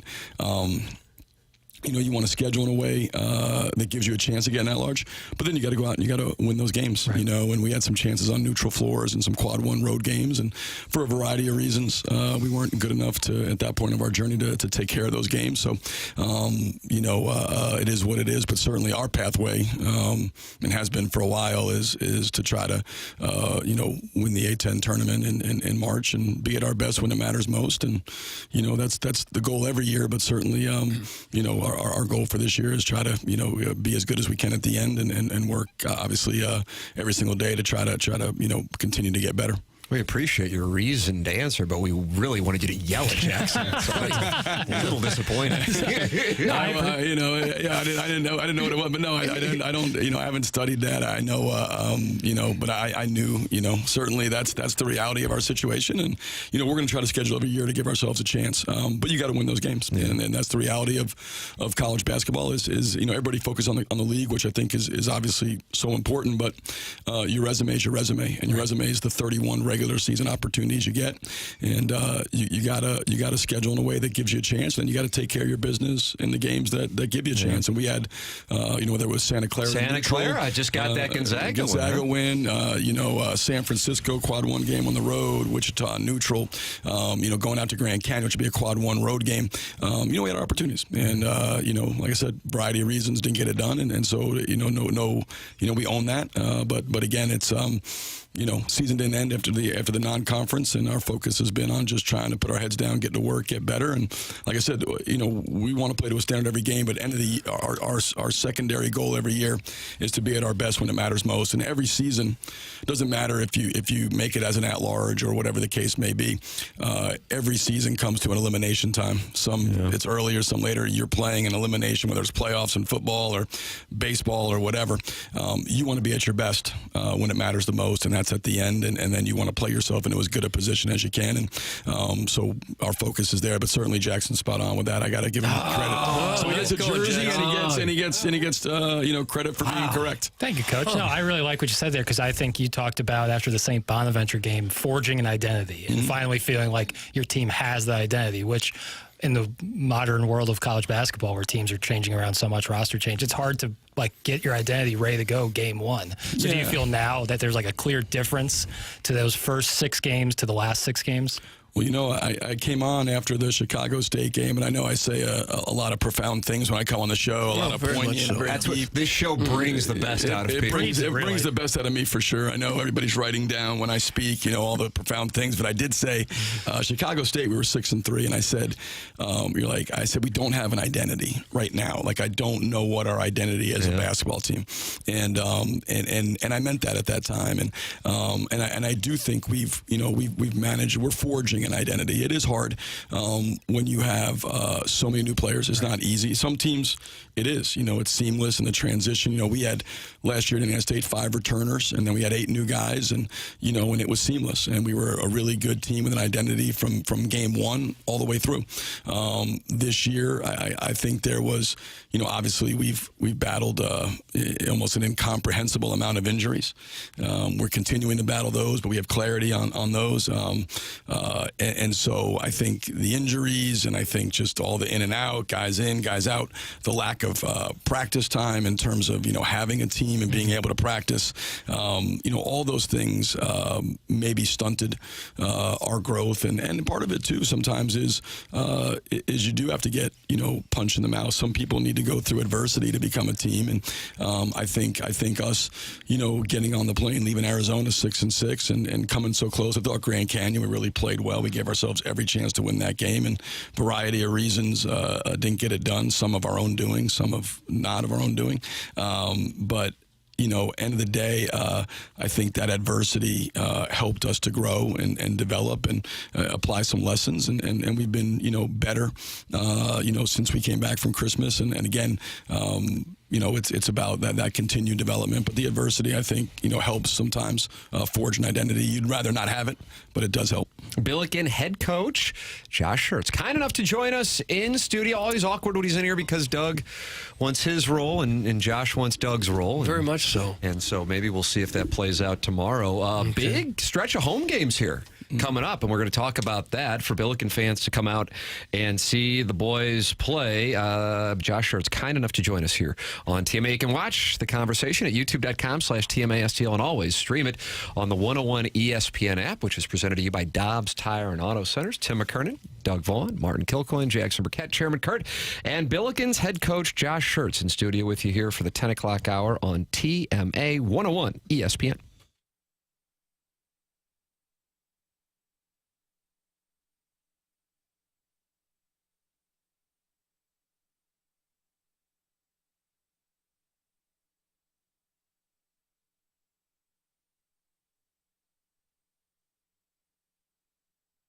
Tim McKernan here for Universal Windows Direct in 2025. Let's start fresh by making your home more comfortable, more energy efficient, and draft free. If you've been feeling the chill in your home or seeing those energy bills climb higher than they should, it's probably your windows.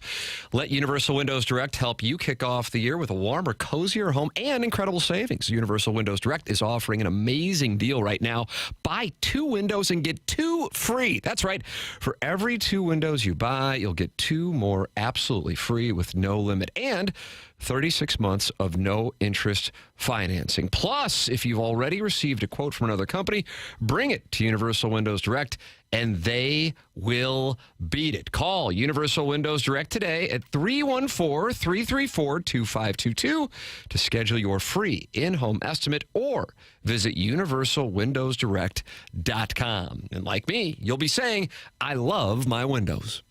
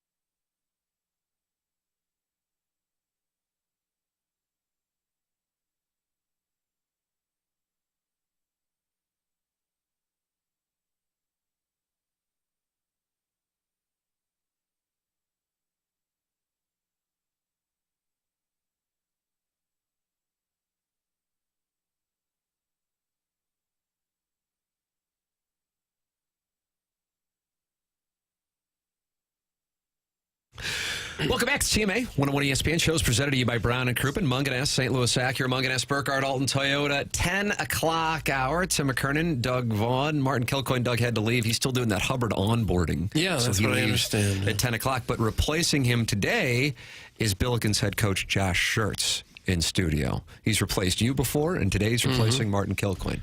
Not as good a hair, not as tall, but I feel like equally as astute on the broadcast. Okay. Take that, Martin. Absolutely, yeah, all right. Take that, Martin, for sure. So good to be always with you guys. I do want to mention that because Doug had been killing me about he wants to coach. I do. And so for the VCU game, I gave Doug rebounding. And we got beat 22-4 on the glass on offensive rebounding. I was yelling, block out! Get in front of me, block out! Get another one in his face. We go 22-4, and then he's also been our free throw coach here until the last few games. Soft touch, get a routine. You're yelling while they're at the line? Yes. Yeah, yelling at them. So I don't want to blame somebody for the losses, but I mean I'm just saying it's been I gave him, I said you want rebounding. He said VCU, give me offensive, defensive rebounding. I'll be rebounding coach. And there 22-4, Doug. How do you answer for that? These kids don't listen. They don't listen. Right. It's not about height, it's about heart. I was known as the Wizard of Crestwood when I coached grade school ball. St. Catherine Labouré, coach. Yes. Was that self-proclaimed or other people call you that? Pretty much self-proclaimed. No one else got it. No one else understood. John Wooden's been gone for so long, no one knew what I was talking about. Crestwood doesn't have to say it come off the tongue quite as easy as Westwood, but I like it though. Wizard of the Wood, maybe. I was asking these boys, my 7-year-old just started playing, and I'm curious. Your son, of course, on the team. When kids are starting out, what would you advise? I mean, at that young of an age, what are we talking about here? With kids, I think the biggest thing is making sure they enjoy it, that they have an enjoyable experience. I think when you're that young, the focus on winning or it's not really as relevant as are they enjoying themselves? Are they learning the game? Do they understand, the basic skills? I think there's so much value in competitive sports for young people, even if, not in the sense of, I know people say, well, my son's going to play in the NBA or the NHL or major leagues, or my daughter's going to be in the WNBA or whatever.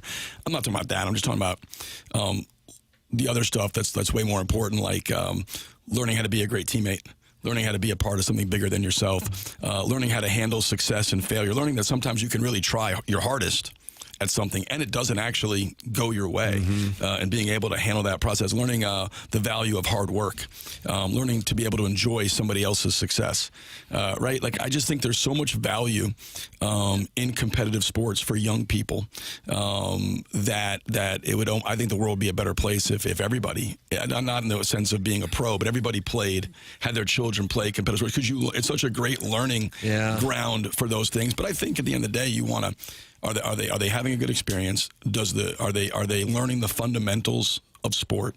And then are they getting those other aspects that really, I think are so valuable in competitive sports that you can take with you the rest of your life? Those traits, those things are, I've said, many times, I think the greatest thing in life you could probably be to be successful is a great teammate. Right? I don't know if there's anything more important in life than being a great teammate, whether that's your marriage or where you work or, right? I mean, that would be maybe the number one thing in life to being successful. And you learn that in sport. And I think that you can carry with you the rest of your life. And a lot of those traits drive success. One of the things he's kind of pushing back on is me screaming at the 12-year-old official and his coach to give him more playing time. Come on, Zebra, call him both ways.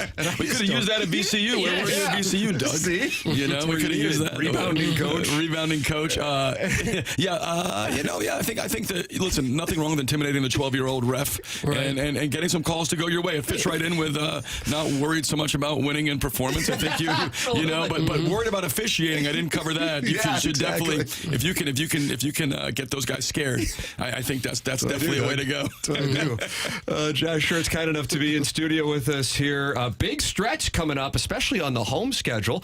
LaSalle tomorrow night. You guys head to George Washington this weekend. Then next week, wow, VCU and Dayton, the Friday night Blizzard game. What do you think about what we got coming up here over the next 2 weeks? Yeah, going to be this league is really unbelievable in terms of the depth. I think it's you look at our non-conference work and what happened for the A-10. I think we were I think as a league, I might be off, but I think we were 7 or 8-4 against the Big East overall. Atlantic 10, and you know, and you get in this league, and there's just such parity, and that's the hard part. You know, as you come in the league, and everybody thinks, well, you know, you have bad loss, but there isn't a bad loss. Like you go to Richmond. That's an incredibly hard game. You go to VCU, incredibly hard game. You got the schedule we have coming up. LaSalle, who went and won at St. Bonaventure, you know, beat a really good Davidson team. I think we have 7 or 8 teams right now in the top 100 net in the A10, but there's just incredible balance and parity. So LaSalle home will be a great test. We know we're talking about this league. Every single game challenges you, and they're all different challenges. And every game's an opportunity to grow and get better. And really, you know, what VCU did to stress test us was totally different than what Richmond did, and LaSalle will do it in a totally different way. And then GW, and then you come home, and you know, VCU and Dayton, you know, are, you know, by all projections the 2 best teams in the league. So to get them back to back on our home floor, I hope, you know, we've thought about this. You know, we really want to make Chaffetz, you know, an incredible home court, and I know it's had that. It's not like we're trying to reinvent the wheel that they've never come out and supported, because there was times that you could have, you know, filled Chaffetz a time and a half with crowds in the Spoon era, right, and stuff. So it's not like it's never happened. We understand we got to earn it. Got to earn it by how hard we play. Got to earn it by how together we play. Got to earn it by winning games and doing it in a way that entertains fans. But I think this group is starting to do it. We know we're 9-1 at home this year, and certainly the things that make an incredible home court environment are, you know, one, you got to have a really good team, because it doesn't really matter if you stink what the environment is. But if you have really good players, then it is the environment. It is the crowd. It is the atmosphere, the electricity in the arena. And even though we haven't had huge crowds, you know, I thought St. Bonaventure, St. Joe's, I thought the crowd was really loud and into it. And that was with no students, or very limited students. You know, hopefully starting with Wednesday night against LaSalle, you know, we're playing for an opportunity to hopefully stay and, you know, have a chance to compete for first place in the A10, have a great crowd, go on the road, play a really good GW team, then come back, and you're playing the 2 top, you know, big dogs in the league in VCU and Dayton back-to-back on our home floor. So Friday night game with Dayton's national TV game, you know, ESPN2. So great opportunity for our fans to really show what you know, St. Louis basketball is about. To be a great opportunity for us to show recruits and have recruits at that game. So hopefully it's a packed house. And one thing you've got going for you is everybody's healthy. You got no injuries and more players than you know what to do with. Yeah, you know, our coaches are healthy, which is really important. You know, I feel great. Yeah, you know, it's been unbelievable. You know, like I think, you know, we're talking like it's almost incomprehensible the amount of stuff we've dealt with. But these guys, you know, they just keep plugging. You know, they're a no excuse group. They're not going out and saying, man, this or that. You know, we practiced yesterday. I think we had 6 or 7 guys in practice. And that's been kind of the norm, you know, somewhere between 7 to 9 has been the norm, and they just come out every day, work to get better, and then inside the games, you know, they're competing and they're getting better. You know, we have young guys that are trying to develop. You know, our vet guys are playing a ton of minutes. I mean, you know, Gibbs, you know, he's 40 years old playing 40 minutes a night. I mean, you know, it's unbelievable when you're playing your age. You know what I mean? It's like, you know, it's like a golf with a handicap. You know, you shoot your age, you're playing minutes his age, he's scoring his age. But no, I mean, Gibb, you know, he's a machine out there, and you know, but not just him, Swope and Avila, all those guys are just the responsibility they're taking, what we're asking them to do on both ends of the floor with very little rest. I've been unbelievably inspired by this group. I know the record, you know, 11-7 and 4-1 the league, and it looks, it's kind of, you know, pedestrian, but inside, knowing what we've dealt with, knowing, you know, how hard it's been just to practice, never mind play, watching these guys fight through stuff and deal with stuff and get themselves the games and will themselves through. It's been incredibly inspiring to me as a coach to watch them. Really has. Billikens head coach Josh Schertz, kind enough to be in studio with us here on 101 ESPN. You're listening to The Morning After, presented to you by Brown and Crouppen. Chris May came in, dropped off Jackson's jersey and hoodies for all of us. Chairman Kurt is wearing his, and there's Jackson's jersey. Oh, you got one too? Oh, nice. Wow. Good on you. Good on you. You know, I don't know. We're gonna give Doug a car. Chris May's bringing Doug a car. Chris is bringing a. I don't want to blow it. Yeah. Chris May has told me bringing you a car, so wait on that. It's just a nice gesture. A Billiken SUV. Yeah. Billiken SUV. Mizzou gives us cars, so I don't know why you wouldn't. So I know Chris is listening, so when he'll be over probably this afternoon, I'm sure he'll have that ready. He'll have it ready for you. If you're in Jersey, no, when you get a car. Yeah, Doug gets the car. When he was here, I asked him about the current status of college athletics and how it changed since he's been athletic director for nearly 2 decades at St. Louis University. And he actually likes it and explained the reason why. And I know part of that is the collective and what the Billikens are trying to do there. Absolutely. It has changed because, what it actually has done is give each school an opportunity to decide, how competitive they want to be institutionally and from a community standpoint, right? Like there's no longer, it's not tiered the way it was. Now it's more tiered towards, how invested are we institutionally and from a community-wise basketball community into our athletics program. So that has certainly changed the game. It's created more parity.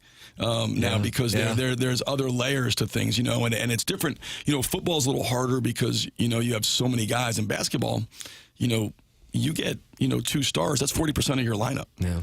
And in football, that's, 22 people on offense and defense, it's a lot different. With basketball, you get 2 great players, that's 40% of your team, can change your whole trajectory of your program, right? So there's a real opportunity for us to capitalize in this NIL space, in this new climate.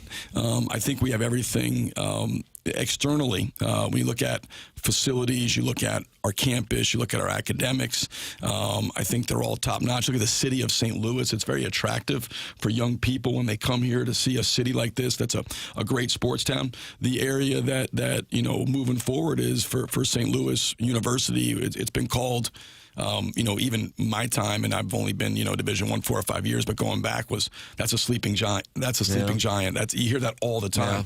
Well, now is the best time in the history for St. Louis basketball to become what it's capable of, to realize its potential. And, I think, there's a difference. We talk about this a lot, St. Louis University basketball has had appearances.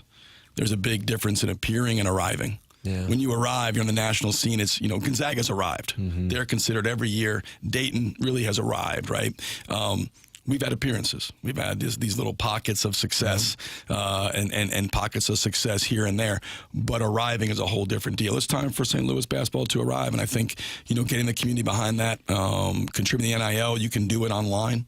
With the Billiken Victory Fund, the collective, people can go online and donate to that if it's something that you're passionate about, but it's here to stay. The NIL space is here to stay. This is the climate, and certainly I know talking to Chris, and I believe as we move forward with new president and changes there on the board, there's a great institutional commitment that basketball being good is good for all areas. We talk a lot about certainly St. Louis basketball is not the most important thing happening on our campus. There's a lot of things that are way more important, from an academics and research, et cetera, standpoint. St. Louis Billikens basketball is the most visible thing happening on our campus. Yeah. It's the thing that people see the most. We're playing on national TV in this league 9 times. There's nothing else that gets us on national TV 9 times. These 2-hour ESPN infomercials. It's the most visible thing, and if it's good, that's going to help not just St. Louis University in all different areas, but hopefully the city of St. Louis as well. And so there's these, if you take a 10,000-foot view, us being good helps everything around, not just the university, but the city in general. And I think there's a pathway now for us to compete at the highest level, and have a program that has no ceiling. And I'm not talking about, make the NCAA tournament. I'm talking about, if you're going to do something, do it to win the national championship. Yeah. Why not? Yeah, the opportunity is there, and I think you have a market where you made a reference to with Spoonball back in the day in the 90s, packing the arena, leading the country in attendance. Some big years with Rick Majerus, Jim Cruz had it going as well. There is an opportunity here in this city. We'll rally around the team. Doug, you love when the listeners send in questions to our celebrity guests. Sometimes they get a little raucous. I think this one's fine, especially considering it's from our Milagro Tequila Listener of the Month, from a few months ago. You remember the Baldwin Beer Bitch? Oh. Well, she's back, and she has a two-parter for Coach. Coach, number one, any update on Thames? Will he be limited minutes all season, or is it a day-to-day situation? I love his energy. Go Billikens. And two, also, what's your favorite restaurant in St. Louis been so far? Pretend like your wife isn't listening. I believe that's in reference to you having to sneak out to enjoy your Raising Cane's chicken strips following a game. My wife is she's tough, man. She's on me. She was I had a salad last night. Again, I was at my radio show. But anyways, I would say for Thames, likely to be this scenario the rest of the year. It's there's games where he's been able to play 12 or 13 minutes. There's games where it's 7 or 8 minutes. Certainly, if he was capable of playing 30 like he was early in the year, we do that. And nobody wants to play more than that kid. Yeah. He's an unbelievable person. He's a great winner. He's a great player. He's frustrated, but you would never know it. Comes in every day with a smile, upbeat, practices. Again, the limitations are practice games. So he's not, certainly what he was early in the year, but we love having him. He's a great teammate, and he's helped us win some games. He's out there competing his tail off. So I don't see it changing this year relative to, those limitations, but we certainly are going to try to play him inside of those limitations. There's, we're not shutting him down. There's no danger to him continuing to compete. It's just the limitations the body has, and we'll work through those. So, and then the second part, there's been some good ones I keep adding to my list. Let's see what we got. I went to Nixta with the staff the other night, which is like a Mexican place, like a fine dining. Yeah, I think I saw that was on awesome. social media. Yeah, it was ceviche and some tacos al pastor and tacos carne asada. I don't know how many chips I had, but let's just say it was, if you could, I could float away on those. It was fantastic, though. Went to Esca as well, which was like a fine dining. I thought Esca was terrific. Went there. And then Trattoria Marcella, which was a Italian spot. Right in the neighborhood where I grew up. Yeah, Trattoria Marcella was phenomenal. Yeah. So some new spots. We just keep trying different places, but feel free to send recommendations in anytime I get recommendations. Are going to come in now. I will absolutely try them. So let me know when they come in. Doug, you like this when coaches get recommendations on how to go about doing their job from the audience? Yeah. Kwame Voyukis IV says, Tim, please let Coach know to have the boys ready for tomorrow night. Fran Dunphy will have the Explorers ready to go. So I guess I have an obligation. Yeah. Well, that was, I appreciate that because I wasn't going to have them ready to go, but now we're gonna practice. I'm glad you came here today. I was just coming on. This is the kind of info I need. It's like my wife usually tells me to make sure we're, make their free throws or put the ball in the basket or stop them from scoring. It's that kind of information. I can't tell you many emails I get of people. You need to practice your free throws. Like, is that right? Really? That had never occurred to me. Thank you. I'm going to go in. So, but yes, we will certainly be ready. And he is 100% right that Coach Dunphy, who's an all-time legend, the Explorers will be ready to go. We got to be ready to go, and certainly I think our guys will be, but we know they will be as well. And this one comes from an Indianapolis Star-Tribune writer, Doug. You might be familiar with Brian Henshin. Sure. And he writes in, had the opportunity to cover Schertz and the Sycamores at the tail end of last year's NIT run.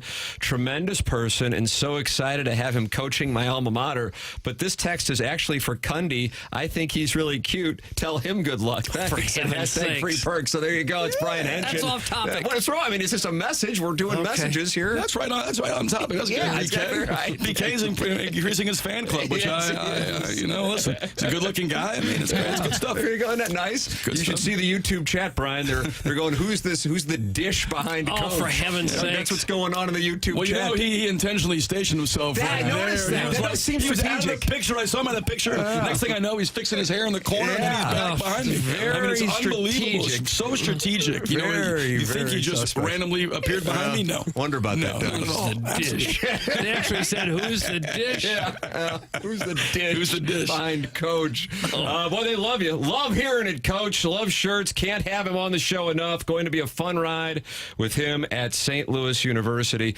That is the sentiment every time you come on the show. Thank you so much for coming in. We appreciate it. Always enjoy the conversation. Hopefully, I'm trying to angle my way into some Martin out, regular you're duty. in, Doug's out. Doug's out. Yeah. Doug goes on vacation. We're gonna, like I said, Doug goes on vacation. I'm ready to sub in. Martin, There you go. he's got other obligations. Who knows what he's doing? Yeah, he's got that onboarding. That's it. Yeah, onboarding, and then if Jackson, Jackson might be playing. But Chris Ray will be here. I got a eligibility. car for you, and I don't know. Yeah, what do I get? Maybe a house. I think I'm. See, I get a house. no, That's no. right. Maybe a house, like a nice second home here in St. Louis. Just something in Chris Huntley is would just be giving fine. stuff out, so I don't know. He's got that black card, so the American Express. Don't tell Dr. Chaffetz, but he's running around that black card. Josh Schertz and the dish, Brian Kunderman, in studio with us here. Always enjoy it, guys. Thank you so much. Thank you so much for having us on. Thanks for coming Billikens again tomorrow night against LaSalle, and then next week home games against VCU and Dayton. Tim McKernan, Doug Vaughn, Jackson Burkett with you on the program. Design Air sponsor of the email today, which is coming up here in about 10 minutes. Send yours in the morning after at InsideSTL.com. Buck Swope and the self-made stay-at-home Ledoux mom locked up at the top of the standings. Design Air is online at designairservice.com. If you run into any issues with your heating and cooling during these frigid temperatures, all you have to do is go to designairservice.com, and you'll be working with the great Seth Goldcamp. It feels like -6, according to my phone here, and it is 1 degree in St. Louis with a high of 9 coming up at 3 p.m. You run into issues with your heating system, designairservice.com. Doug's a client, Martin's a client, I'm a client as well. It's Design Air Heating and Cooling, longest running sponsor on TMA going back a decade. That's Seth Goldcamp and his staff online at designairservice.com. We'll take a commercial break, come back with more of the morning after here on 101 ESPN and the TMA STL YouTube channel.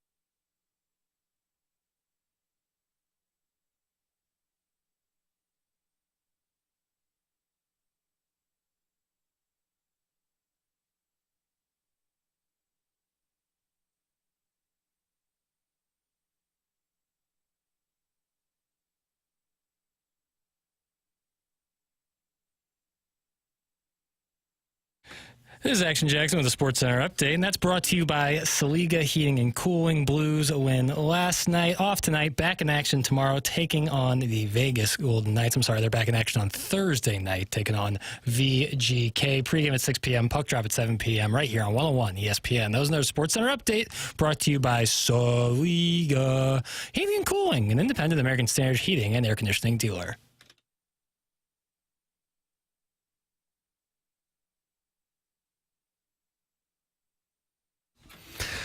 Billiken head coach Josh Schertz in studio with us in the previous couple of segments, talking it over. Always enjoy when he comes in. Doug's a little uncomfortable that the YouTube chat was focused on who's the dish behind him. And then, that's the question. Little did I know that Scorsese over here, who's operating the YouTube cameras, Jackson Burkett, noticed that Brian Kunderman was trying to get out of the shot, and so he moved the cameras. Correct. So he was still in the shot. Just kind of seems unfair. No, I mean, he's trying to get out of the camera's view.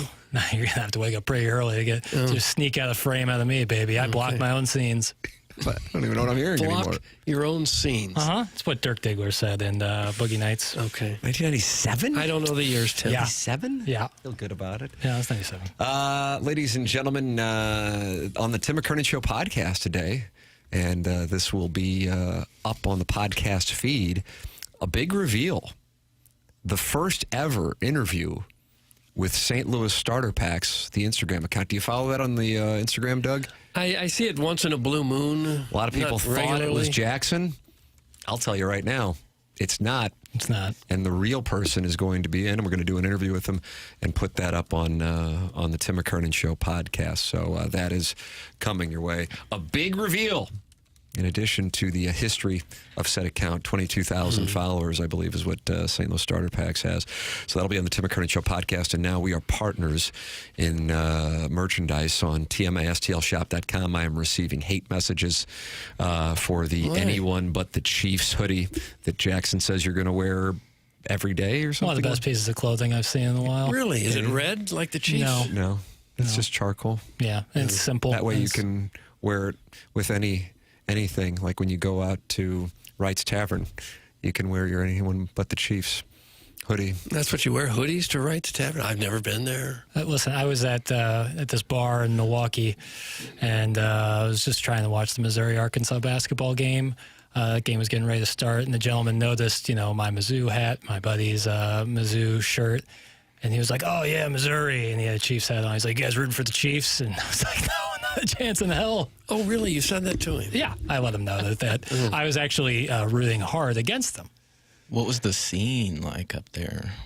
A lot of what looked to be wealthy gentlemen. That's your scene, sugar boy. Aisle, yeah. Marquette quarter zips, relaxed denim. Now, why relaxed? Denim. You notice that, Doug? Relaxed. Why did it have to be relaxed? Well, yeah, just a little room. Because, like I said, it was win or lose, they booze, apparently. Just nonplussed by the loss to Xavier. Nonplussed. I would have been a little more, whatever. Jackson's conscience is in the YouTube chat and says, "Yeah, but aren't we talking about grown men sharing beds to save what can't be much money?" That's from Jackson's conscience, and he's unhappy that Jackson continues to go on these road trips and share beds with other gentlemen. Pocket watch somebody else. We Worry get about out of town, Yeah, there you go. Well, yeah, what is this? A public bakery? Worry about your own bread. You like that, Doug? I didn't care for it a lot. No, but it's get out of here. Doug, the final college football poll has been released, and the number one team in the country, want to take a guess? This is a long shot. Ohio State. Yes! Okay. Want to guess two? I would hope it would be Notre Dame. That's correct. Want to guess three?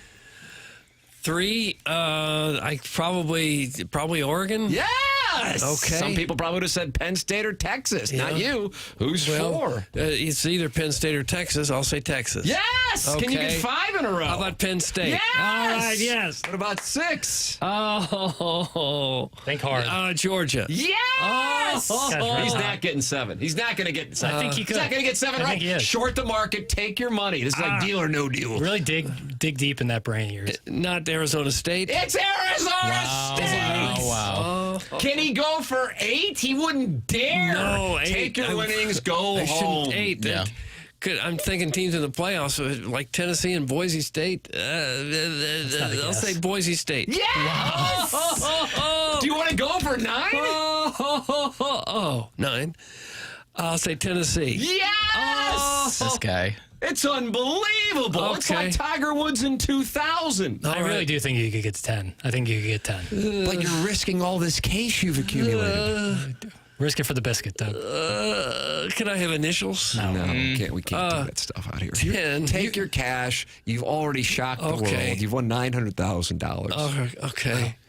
Drop in the bucket. I got to pick another one, though, don't I? Indiana? Yeah!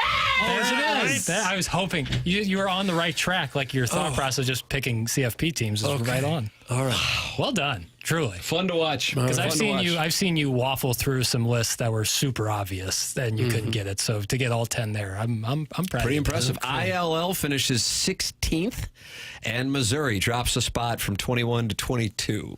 Yeah. I haven't had a chance to go to the Colonel's message board yet, powermizzou.com. I would imagine #they're not happy. Uh-oh, Jackson. Well, It's like matter really? The season's over. Like next year, late August, early September, that's when we start getting ornery again. It's basketball season now. Move on. Hockey season. What are you talking about? Wow. Depends on college basketball season, of course. Blues win in Las Vegas last night. Yeah. And it's hockey season. It's hockey season? But, Okay. You haven't noticed that our club is playing? It can be multiple seasons at the same time. I guess it could. Basketball and hockey season. Yes. And probably wrestling. Shout out to all the high school wrestlers out there. It's hot stove Making weight. season. Yeah, hot stove. It is hot stove. Yeah, so they're limited to one thing. I think that's a bad move on your part. After watching that last night, how do you feel like your mindset would be if Mizzou can get to that point? What would it be like sitting there watching Mizzou in a national championship game after fighting their way through a couple of early round games? I'd be a disaster. Brutal. Yeah. But I mean, fun. It'd be but awesome. brutal. And that's emotionally taxing. German. That's a home watch, right? 100%. Yeah. 100%. Like maybe even like find a cave of some sort. I want to go to a cave. I want to be away from with bats and such. Dark room, draped with velvet. I felt this year like the scheduling of it kind of caused this championship game to not get the hype that it normally would. I'll be curious what the ratings are on Coming that. off a big weekend of NFL playoff football, and it was Inauguration Day, it was MLK Day. There's so much else going on that I don't think it necessarily had the spotlight that it normally does. Yeah, I agree. I think that the spotlight it got was more towards the first 2 rounds of the games. Like that's where everyone's attention was on those because there wasn't really much else going on around that. Let's move it up a little bit. I like the idea, I can't recall which columnist had it, of Army-Navy playing in August. Yeah, I saw that too. Because otherwise right now it's getting overshadowed, and they tried to give them their own, and that would really... Yeah. I'd be curious on the pushback, and then that way you could start the playoff earlier. Yep. And then have the semifinals be on New Year's Day. Yeah, that's the better move. Saying? That's the better move. Also for the Army-Navy game, like people are to the point at that point in the year, they'll be like really hungry for football, and the Army-Navy game is a perfect way to kick that off. Start the season with that every year. By the end of the season with Army-Navy, it's kind of like, where's the CFP? Yeah, this sucks. This is the weekend where there's nothing, and then you got the Heisman. Yeah. All right, ladies and gentlemen, it's time for the Design Air Heating and Cooling email day. Have we gotten it confirmed that Buck Swope is tied with the self-made Stay-at-home Ladue Mom? Yeah. It is confirmed. Confirmed, 3-3. Jackson or KG or whomever this finds, I just wanted to check in and see if I should have received the email. I think you may not be in the filtered file. Who the hell's this guy? If I'm not mistaken. I think that's something I just left because it was above a contractor's pay grade. Contractor? Are you doing shift work? In a sense. He's a full-time Sound Story Communications LLC employee. Here he's a shift worker? More or less, yeah. Coming off such a big weekend in sports, there were so many topics to cover, and you guys hit them all. Train rides to Grafton to track down the season-long Pick Six standings. Bottoning convenience store apparel. Premisi regarding flotation cummerbunds, teaching 7-year-old basketball players that the ball don't lie, solemn vestibules in the TMA forum, and king-size bed sharing with your brother being a couple bros short of a pony. That's from Shooter McGavin, the vice president of Heat Check City. Shooter McGavin, Vice President, Heat Check City. Happy Tuesday, lads. I've been podcasting like the Dickens to start the week. That podcast brought to you by Schaefer Door Company, because the higher-up sent me out of town to train a new employee. Little do I know, the simpleton I'm training is a 50-year-old man that eats his boogers and has a mail-order bride. I wish I was kidding. No, this is all too serious. To top it off, he understands absolutely nothing about what the job entails. I could teach this job to Vinny Jr. and Vito in the same amount of time I've had to train this reject of society. Picture this: if Pestis from Festus and hitting coach Chris donated their Pearl Jam to a bank, this idiot would be the result. I just want to get home to my family and within the frequency of 101 ESPN, where we gather around the YouTube and watch St. Louis's favorite pastime, the morning after. Cheers. That's from my cousin Vinny. No, my cousin Vinny. Is that what Pearl Jam means? Doug? I don't know. I never knew. I don't know. What's your Mount Rushmore of Pearl Jam songs? I don't have any. I'm sure if I heard the song, I would recognize it, but I never know who the Aren't they band Cubs is. fans? Yep. Oh, yeah. That's why I don't listen. Wow, really? You don't listen if they're Cubs fans? Yeah, that's right. Wow. You know the favorite baseball team of every band? Eddie Vedder is a noted Yes. Cub fan. Okay. Doug. Sorry, Mr. Don't say Doug like you're mad at me. I'm loyal to the soil. Do you like that term? I bet you don't. I didn't care for it a lot, no. Good morning. I'm looking for a discreet gentleman to watch the Missouri-Texas game with tonight. My preferences are as follows: mid-20s, wispy facial hair, milky white skin, rabid NBA fan, lover of yellow diaper fun, and conscientious backdoor lover. Oh, I'd love it if this man already sleeps with his face in the pillow so that I can really get after it when our Tigers put the game away with free throws late. If anyone on this dais is interested, just email me at milkyhamlover@netscape.com. Netscape. That sounds like... That's from Danny Tanner, Doug. Danny Tanner. And finally, so much to get to after a wild 3-day weekend in sports. The Blues once again blew the most dangerous lead in hockey, but managed to eke out 2 points via the shootout. The Missouri Chiefs and their flopping quarterback advanced to their 8th consecutive AFC championship game with a little help from the Zebras. Ohio State won their 9th national championship by defeating Notre Dame, who have nothing to hold their heads down about except the fact that they attempted and missed a 27-yard field goal down 16 with less than 10 minutes to play and gave away the national championship game. The Cardinals' lame duck GM, who for some reason is still handling trade negotiations despite being a terrible poker player, showed frustration with his inability to trade Nolan Arenado. But he's reminding himself that the offseason is not over, like a student who hasn't done a lick of work all semester but plans to cram for the final. And what's the media in this town talking about? Some sweatshirt designed to troll bandwagon fans of the two-time defending Super Bowl winners, designed by the guy behind the St. Louis Starter Pack Instagram account that may or may not be Pestis from Festus. Meanwhile, Libby Jack Virgin Man Bun Soy Boy. Getting thick, I'd say. Spent the weekend watching live hoop rock and bunking with other gentlemen. It's refreshing to see rich white women, and it's refreshing to see a grown man in his 20s getting fired up about the collective apathy following a home loss for a college basketball fan base of a team he doesn't even care about. I can just imagine Libby Jack all crunk on Zima frantically approaching random 65-year-old Marquette fans demanding that they get mad. Doug, that's from Buck Swope. Buck Swope with a nice little email. That's what we have for the Design Air Heating and Cooling email of the day. What you got? I liked Buck Swope, but today I'm going to vote for Danny Tanner, who seemed to be desperately seeking a lover. I like the leadoff hitter. I'm going Shooter McGavin. Wow. I like Danny Tanner. Danny Tanner on the board. Congratulations. Danny Tanner has won the Design Air Heating and Cooling email of the day. Danny Tanner says, I will not go quietly into the night like Bill Pullman. And then they stay with that affectation the whole time. Doug, that's a take. And when you're wearing hot take gloves, you are wearing the EDF hot take mittens. EDF Group, sponsor of TMA, longtime sponsor of TMA. Do you want to support the EDF Group as a sponsor of TMA? It's real simple. Do you have a fire extinguisher where you work? The answer is yes, you certainly do. So please email the EDF Group at fire@theedfgroup.com so a technician can come out and explain to your team how the EDF Group can save your company money. Again, that email address is fire@theedfgroup.com. The EDF Group is hot and will prevent your facility from having hot fires. Experience the EDF Group. Learn more at theedfgroup.com. How's my vocal fry? Really nice. That's a good try. Fabulous. Fabulous. Ladies and gentlemen, it's time for us to shut it down. BK and Ferrario are next. For Jackson Burkett, for Chairman Kurt, for Martin Kilcoyne, for my brother Kevin, for Douglas Sullivan Vaughn, I'm Tim McKernan. This has been The Morning After, presented to you by Brown and Crouppen on 101 ESPN and the TMA STL YouTube channel.